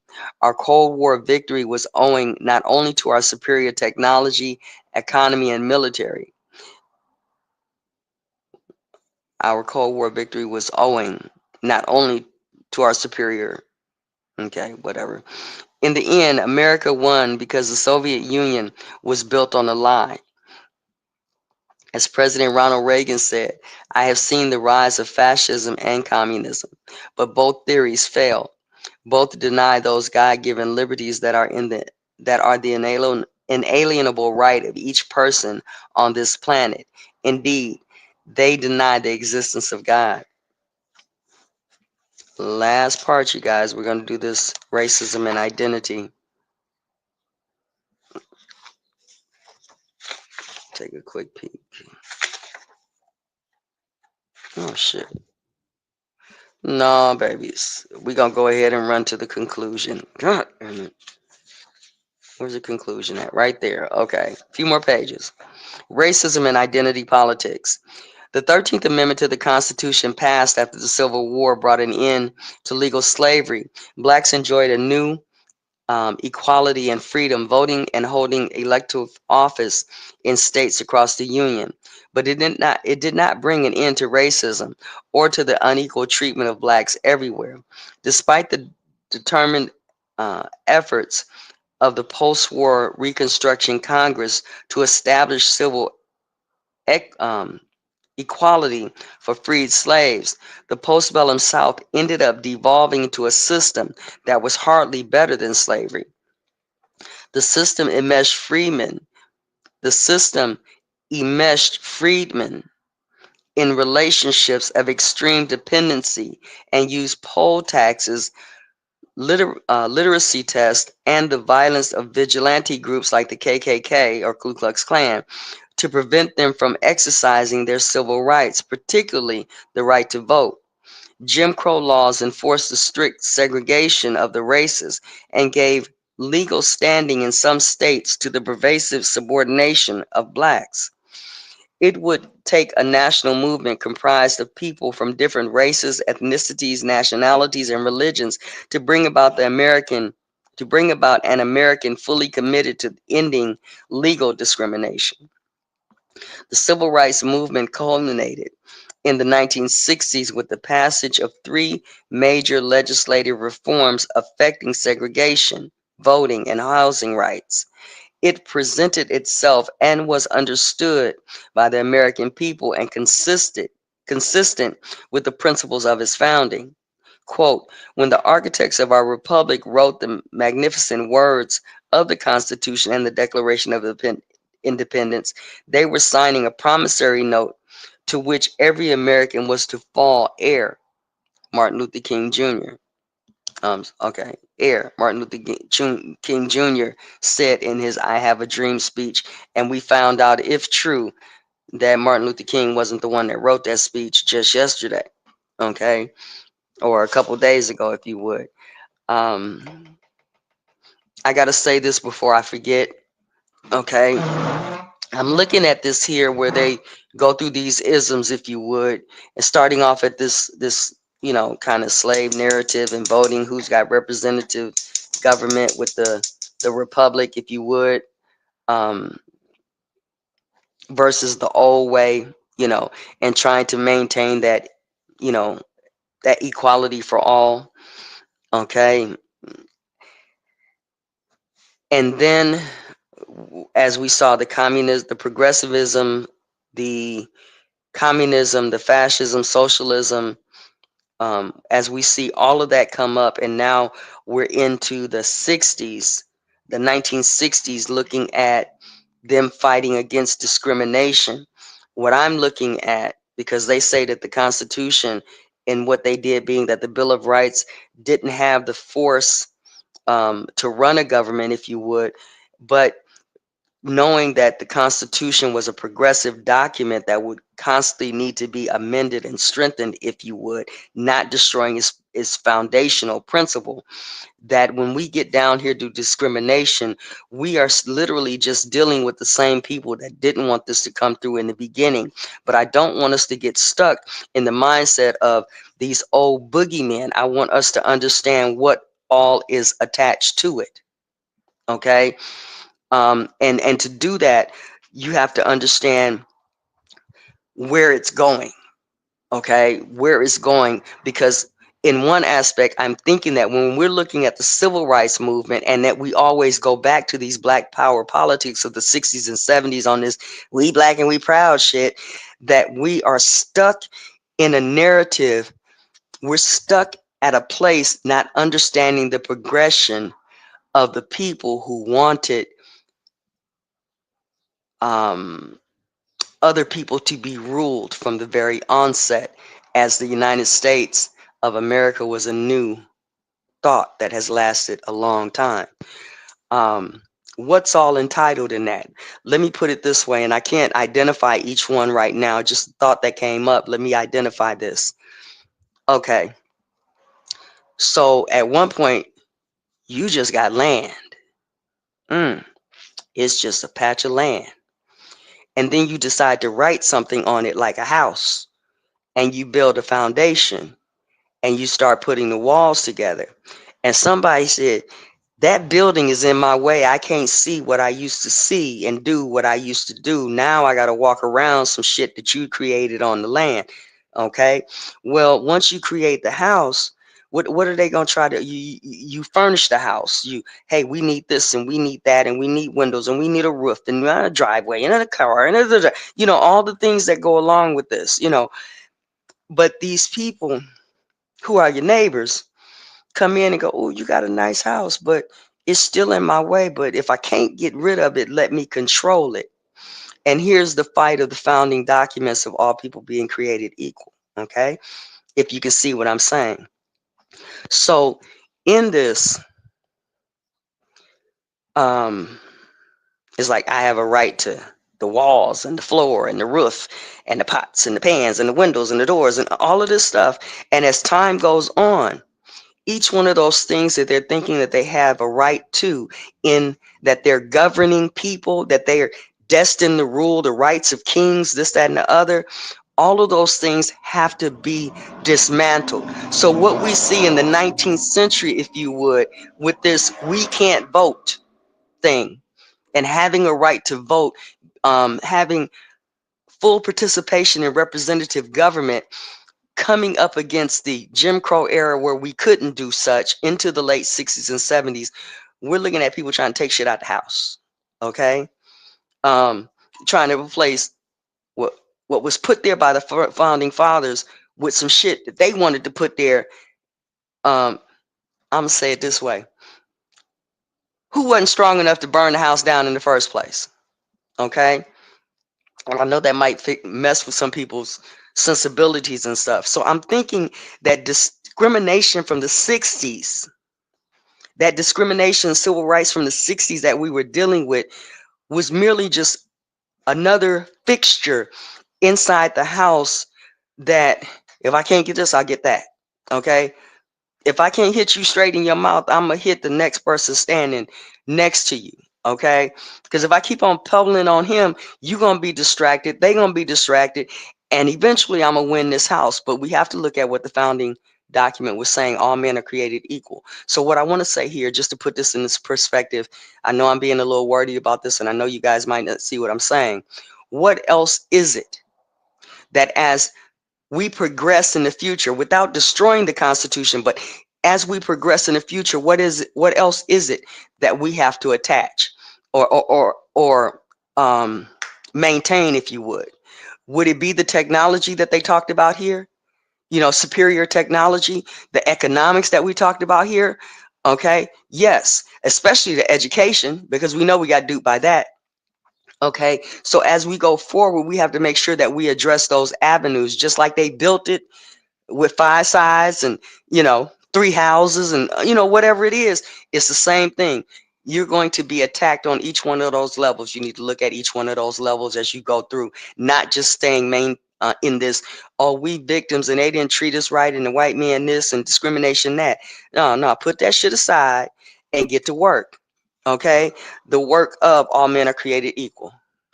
Okay, the work of we're supposed to have businesses and not be trying to go get a handout from the government, because we keep running into two things. We keep running into the ones that are for our good, and we keep running into the ones that are not for our good.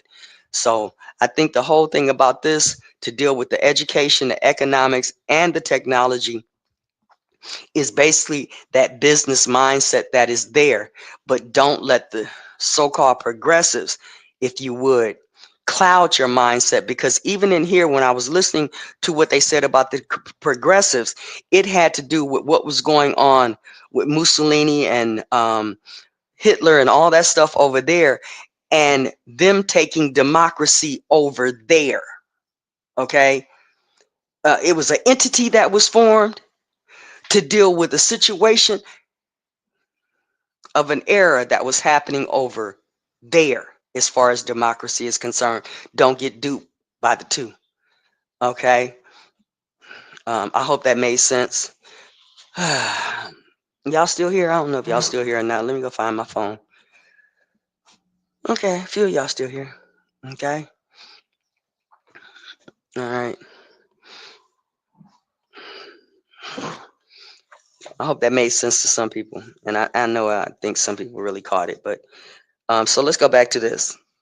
Because we have a tendency to go, ooh, they discriminators and woo wee, mo wee, and fuck that shit. Go do some work. Okay.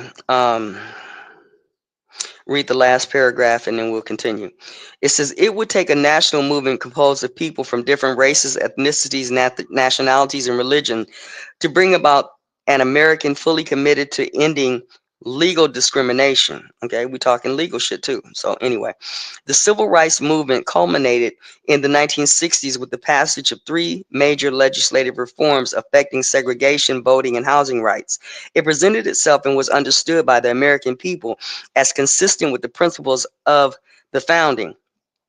When the architects of our republic wrote the magnificent words of the Constitution and the Declaration of Independence, they were signing a promissory note in which every American was to fall heir, Martin Luther King said in his I Have a Dream speech that he probably didn't write.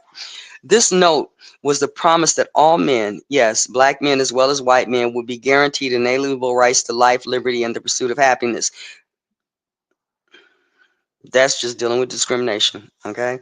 It says, it seemed, see, they started a side fight.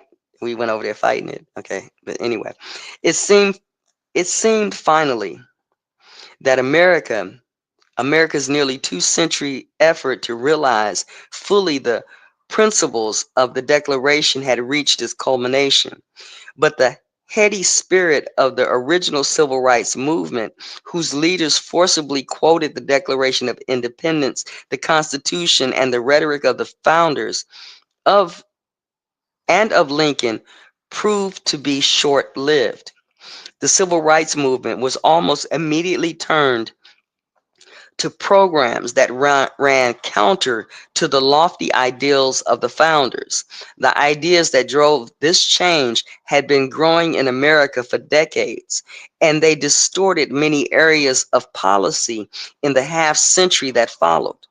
Among the distortions was the abandonment of non discrimination and equal opportunity in favor of group rights. Remember group rights, not only unlike those advanced by Calhoun and his followers. Not unlike those advanced by Calhoun and his followers. Okay.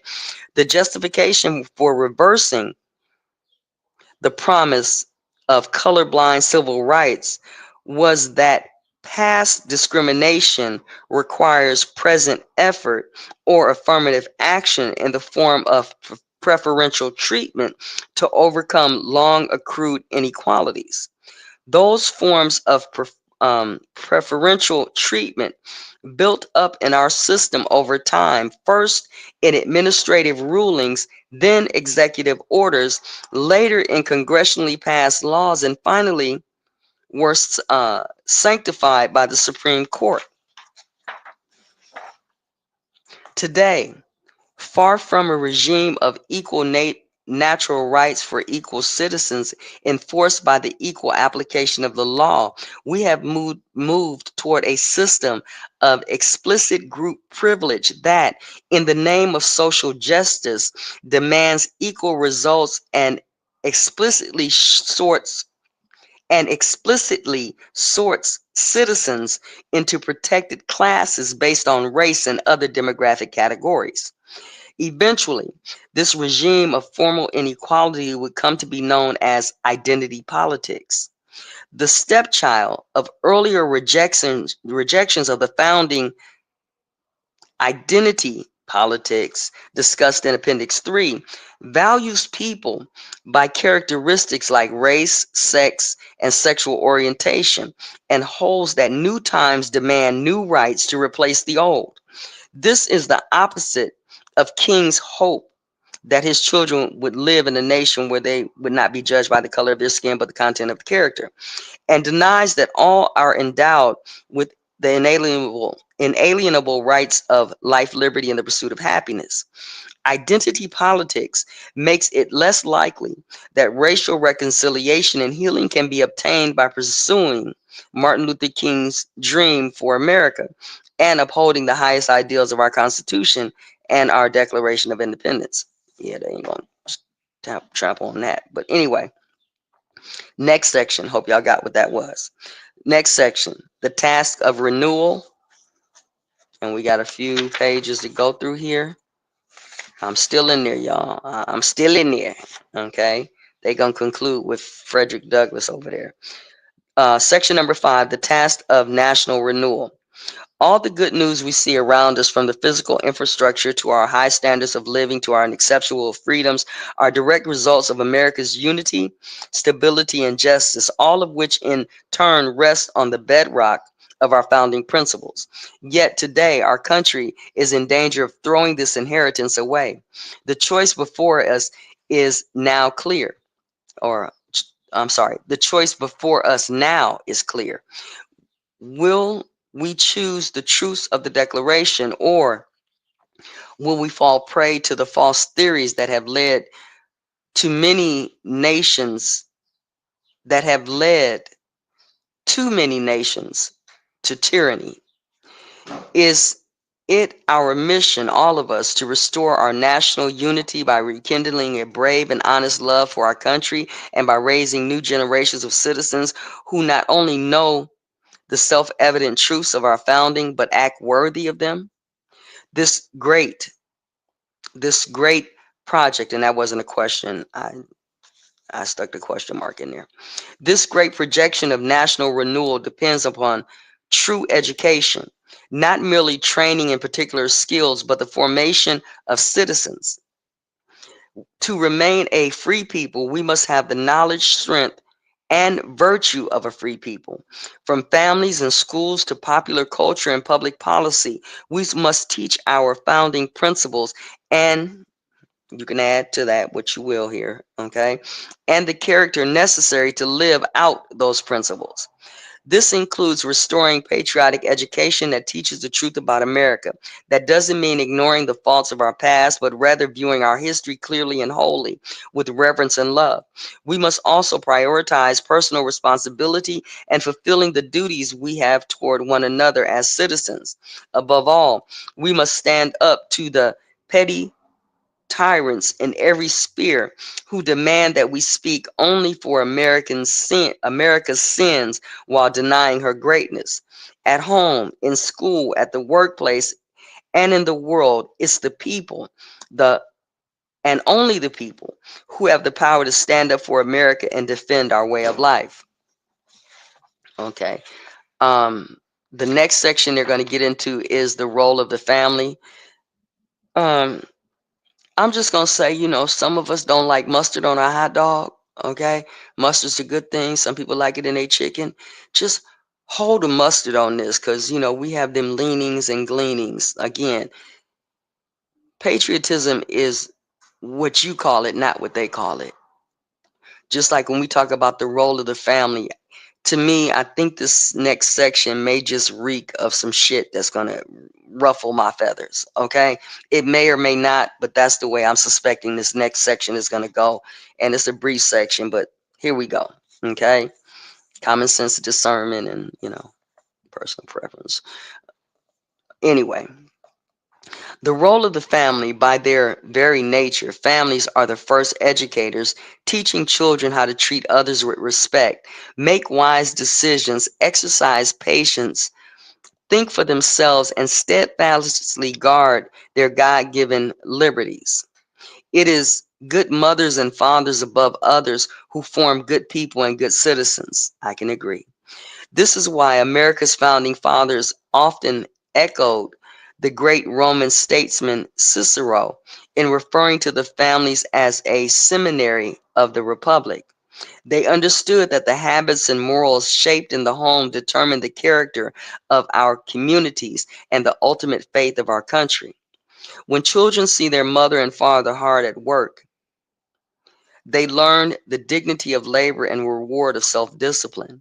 When adults speak out against dangerous doctrines that threaten our freedoms and values, children learn the time-tested concept of free expression and the courageous spirit of American independence. When parents serve a neighborhood indeed, they model charity and prove that every human being has inherent worth. And when families pray together, they acknowledge together the providence of the Almighty God who gave them their sacred liberty. For the American Republic to endure, families must remain strong and reclaim their duty to raise up morally responsible citizens who love America and embrace the gifts and responsibility of freedom and self-government. Next section. It wasn't too bad. Teaching America. The primary duty of schools is to teach students the basic skills needed to function in society, such as reading, writing, and mathematics. The way we used to say it, reading, writing, and arithmetic. Okay, but anyway, um, reading, writing, and mathematics. As discussed in Appendix number 4, our founders also recognized a second and essential task. Educators must convey a sense of enlightened patriotism that equips each generation with a knowledge of America's founding principles, a deep reverence for their liberties, and a profound love of their country. Make no mistake, the love we are talking about is something different from romantic or familial love, something that cannot be imposed by teachers or schools or government edicts, least of all in a free country. Like any love worthy of a name, like any love worthy of the name, it must be embraced freely and be strong and unsentimental enough to coexist with the elements of disappointment, criticism, dissent, opposition, and even shame that come with moral maturity and open eyes. Let me read that again. Let me read that sentence again. Like any love worthy of the name, It must be embraced freely and be strong and unsentimental enough to coexist with the elements of disappointment, criticism, dissent, opposition, and even shame that come with moral maturity and open eyes. But it is love all the same, and without the deep foundation it supplies, our republic would perish or will perish. State and local governments, not the federal government, are responsible for adopting curricula that teach children the principles that unite, inspire, and ennoble all Americans. This includes lessons on the Revolutionary War, the Declaration of Independence, and the Constitutional Convention. And in our community, add what you need to add to that too. Okay, educators should teach an accurate history of how the permanent principles of America's founding have been challenged and preserved since 1776. By studying America's true heritage, students learn to embrace and preserve the triumphs of their forefathers while identifying and avoiding their mistakes. Okay?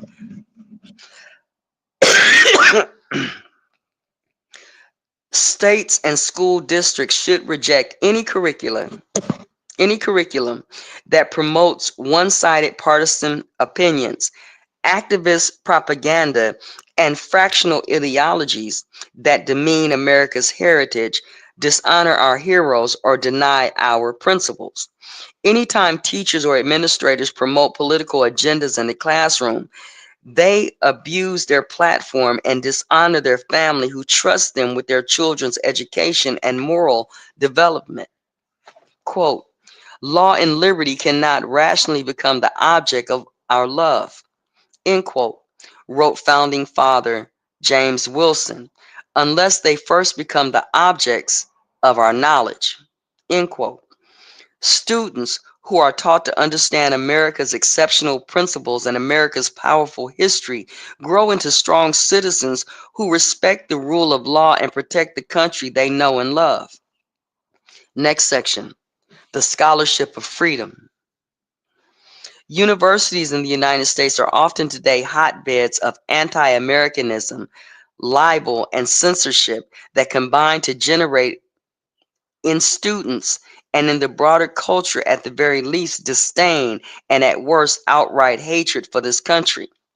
The founders insisted that universities should be at the core of preserving American republicanism by instructing students and future leaders of its true basis and instilling in them not just an understanding but a reverence for its principles and core documents. Today, our higher education system does almost the precise opposite. Colleges peddle resentment and contempt for American principles and history alike, in the process weakening attachment to our shared heritage. In order to build up a healthy and united citizenry, scholars, students, and all Americans must reject false and fashionable ideologies that obscure facts, ignore historical context, and tell American stories solely as one of oppression and victimhood rather than one of imperfection, but also unprecedented achievement toward freedom, happiness, and fairness for all. Historical revisionism that tramples honest scholarship and historical truth shames Americans by highlighting only the sins of their ancestors and teaches claims of systematic racism that can only be eliminated by more discrimination, is an ideology intended to manipulate opinions more than educate minds. Deliberately destructive scholarship shatters the civic bonds. Deliberately destructive scholarship shatters the civic bonds that unite all Americans. It silences the discourse essential to a free society by breeding division, distrust, and hatred among citizens. And it is the intellectual force behind much of the violence in our cities, suppression of free speech in our universities, and defamation in our treasured national statutes and symbols. To restore our society, Academics must return to their vocation of relentlessly pursuing the truth and engaging in honest scholarship that seeks to understand the world and America's place in it. Next section, the American mind. Americans yearn for timeless stories and noble heroes that inspired them to be good, brave, diligent, daring, generous, honest, and compassionate. Millions of Americans devour histories of the American Revolution and the Civil War and thrill to the tales of Washington, Jefferson, Hamilton, and Franklin, Lincoln and Grant, Sojourner Truth, and Frederick Douglass. We still read the tales of Hawthorne and Melville, Twain and Poe, and the poems of Whitman and Dickinson. On Independence Day, we hum John Philip Sousa's Stars and Stripes Forever and sing along to Woody Guthrie's This Is Your Land. Americans applaud the loyalty, love, and kindness shared by the March sisters in Little Women, revere the rugged liberty of the cowboys and old westerns, and cheer the adventurous spirit of young Tom Sawyer. These great works have withstood the test of time because they speak to eternal truths and embody the American spirit. It is up to America's artists, authors, filmmakers, musicians, media, social media influencers, and other cultural leaders to carry on the tradition by once again giving shape and voice to America's self-understanding, to be what Jefferson called an impression of the American mind. To them falls the creative task of writing stories, songs, and scripts that help to restore every American's conviction to embrace the good, leading virtuous lives, and act with an attitude of hope toward a better and bolder future for themselves, their family, and the entire nation. Next section, reverence for laws. We're almost there, y'all. Reverence for the laws. Reverence for the laws. The principle of equality and consent mean that all are equal before the law. No one is above the law and no one is privileged to ignore the law, just as no one is outside the law in terms of its protection. In his Lyceum address, I'm sorry, I, fuck.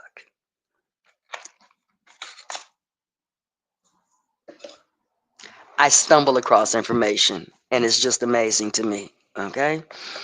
But somewhere somebody told me if you seek, you shall find. But anyway, let's read this. In his Lyceum address, a young Abraham Lincoln warned of two results of a growing disregard for the rule of law. The first is mob rule. Whenever the vicious portion of our population shall be permitted to gather in bands of hundreds and thousands and burn churches, ravage and rob provision stores, throw printing presses into rivers, shoot editors, and hang and burn obnoxious persons at pleasure and with impunity, depend on it, this government cannot last. But Lincoln also warned of those great ambitions who thirst for distinction, and although we would as willingly, perhaps more so, acquire it by doing good as harm, yet that opportunity being past and nothing left to be done in the way of building it up, he would set boldly to the task of pulling down. Let me read that again. Yeah, them commas. But Lincoln also warned of those of great ambition who thirst for distinction, and although he would as willingly, perhaps more so, acquire it by doing good as harm, yet that opportunity being past and nothing left to be done in the way of building it up, he would set boldly to the task of pulling down. Whether of the left or of the right, both mob rule and tyranny rule violate the rule of law because both are ruled by the base passions rather than by the better angels of our nature. Both both equally threaten our constitutional order. When crimes go unpunished and when good men do nothing, the lawless in the spirit will become lawless in practice, leading to violence and demagoguery. Patriotic education must have at its center a respect for the rule of law, including the Declaration and the Constitution, so that we have what John Adams called a government of laws and not of men. In the end, Lincoln's solution must be ours. Here's a quote. Let every American, ever, I'm sorry. Let every American, every lover of liberty, every well-wisher to his posterity, swear by the blood of the Revolution never to violate in the least particular the laws of the country, and never to tolerate their violation by others, as the patriots of '76 did to the support of the Declaration of Independence, so to the support of the Constitution and laws, let every American pledge his life, his property, and his sacred honor. Let every man remember that to violate the law is to trample on the blood of his fathers and to tear down the character of his own and his children's liberty. Let reverence for the laws be breathed by every American mother to the lisping baby that prattles on her lap. Let it be taught in schools, in seminaries, in the colleges. Let it be written in primers, spelling books, and in almanacs. Let it be preached from the pulpit, proclaimed in legislative halls, and enforced in courts of justice.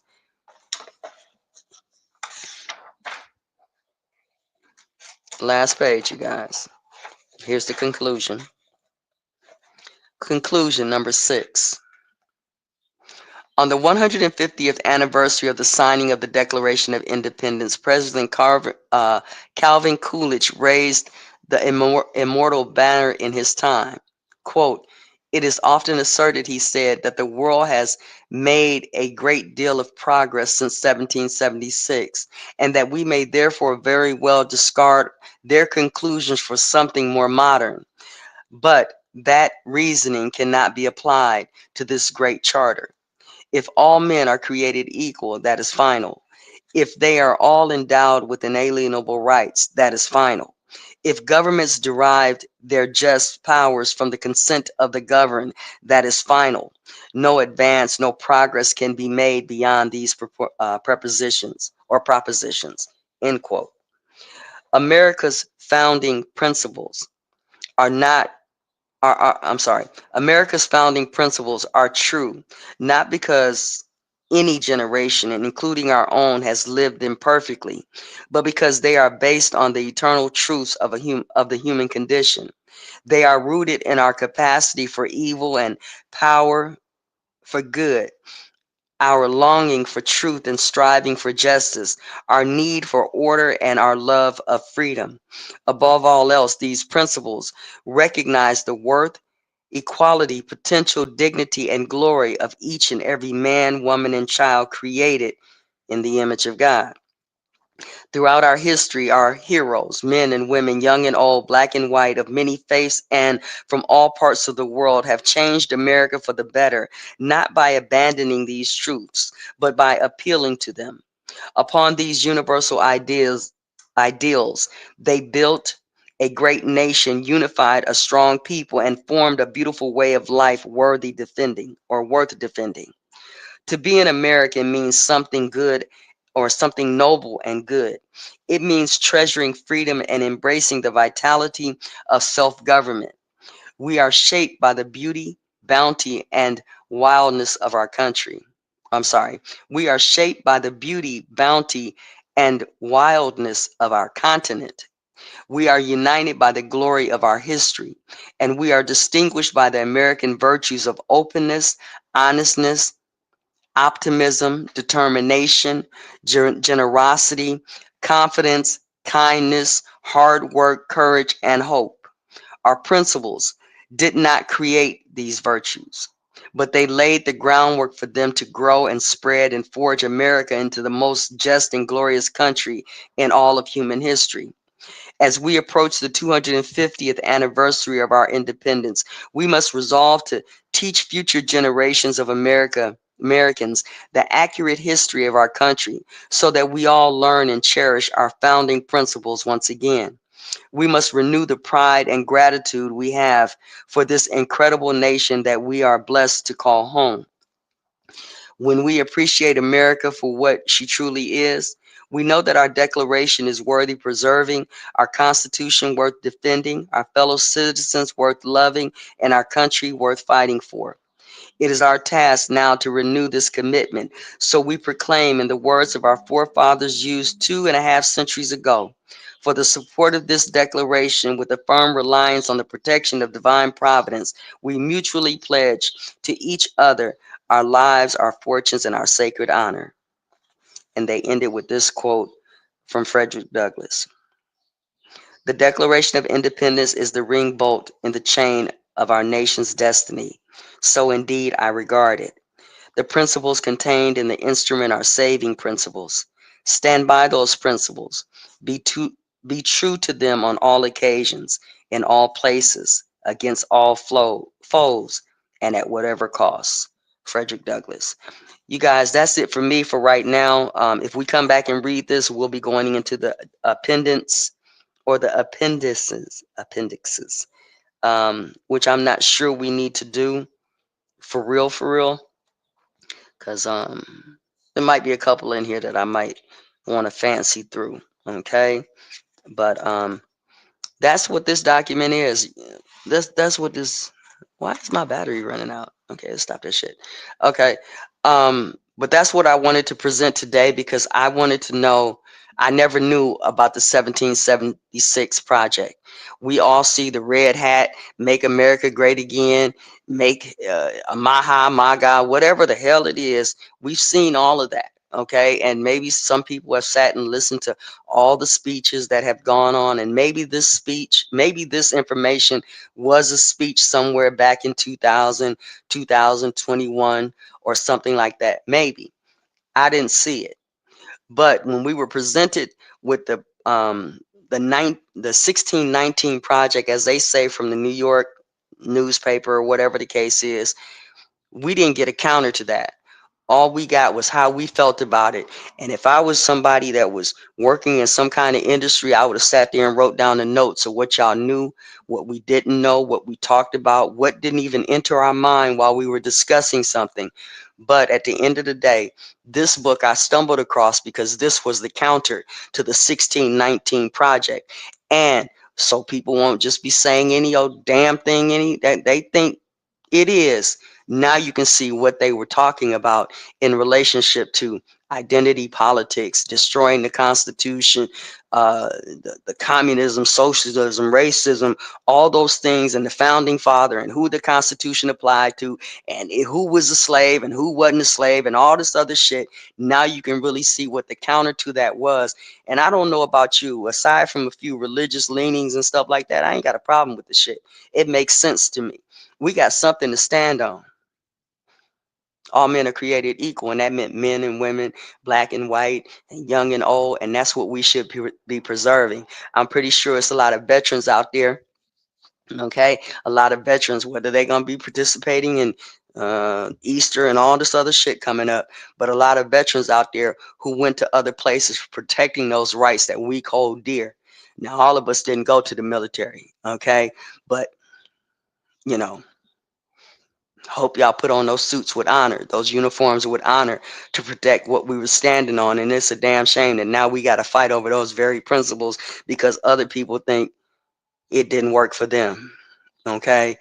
This thing, it said a lot of interesting stuff. I mean, some of y'all might say that whole love thing was just too weak. I don't think it was weak at all. I think a lot of this inspired us and it could help us. You know, this reading right here, to be honest, for those of you who are listening, those of you who might be streaming this elsewhere, okay, this could even speak to the Carmelo Anthony situation. Y'all figured out how. Okay. Yeah. Yeah. That part. Okay. So, family, I'm gonna get out here. Let me look at the chat, see what y'all doing, see what y'all said. Uh, okay, I only got 3 people in here. I'm pretty sure somebody out there live and they over there doing some shit. But some of you may be streaming this somewhere else, listening to it somewhere else, because I know y'all do that and don't tell people. Um, Y'all may be like, oh, she can't read and she don't this and she. It is what it is. Let people comprehend the shit for themselves and understand it. Don't be so ready to put shit into people's minds because at the end of the day, you might fall into one of these groups that were against whatever the founding fathers were wanting or whatever they tried to uphold. Again, we got the longest standing constitution in the world is what they say. I don't know if that's true, but that's what they say. And then you just gonna talk shit about it and kick rocks on it and stuff like that while you living in a country that's protected by it, bruh. What happens? Again, let's go back to one of my initial statements. How can you have a genuine conversation when you're disingenuous from the start? All right. So, family, I thank you guys for coming by. I thank you guys for listening. I thought this was something that y'all really needed to hear in its entirety. I didn't know what we was going to find. This is what we found. Again, this organization or certain declarations were made, and I'm not talking about the Declaration of Independence. I'm talking about the 1776 Commission report, the President's Advisory Report. And it basically didn't really come into fruition because it was Biden's administration coming into play, and now Trump is back.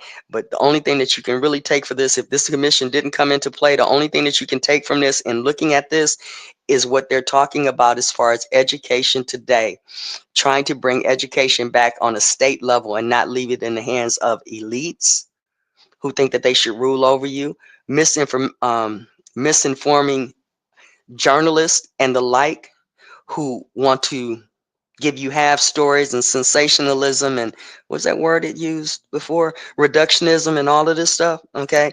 Recognizing the sins rather than some of the other things that went on. The reason why we sitting up here studying some of our history right now is because of that damn educational system and propaganda. And ooh, that was a long statement. And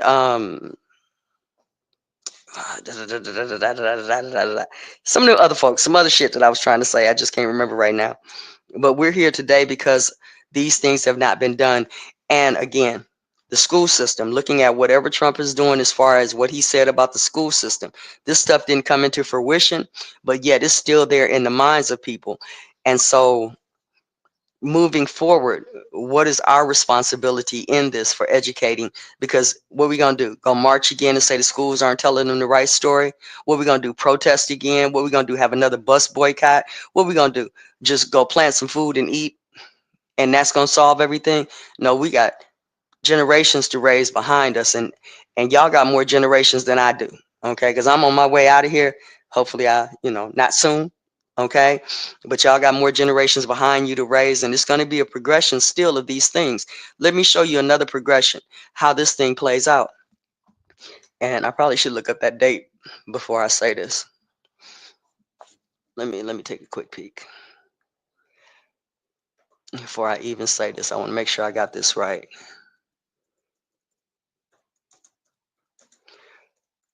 Give me a second, y'all, just to show y'all how this plays out. Oh, damn. It was that far back?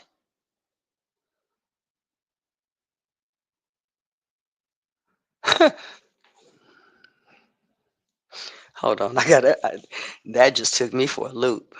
Okay, let me look at one more. Um let's go this one. Okay. Let me see if I can say I want to set this up right. I just need to know the year. When I need to know when.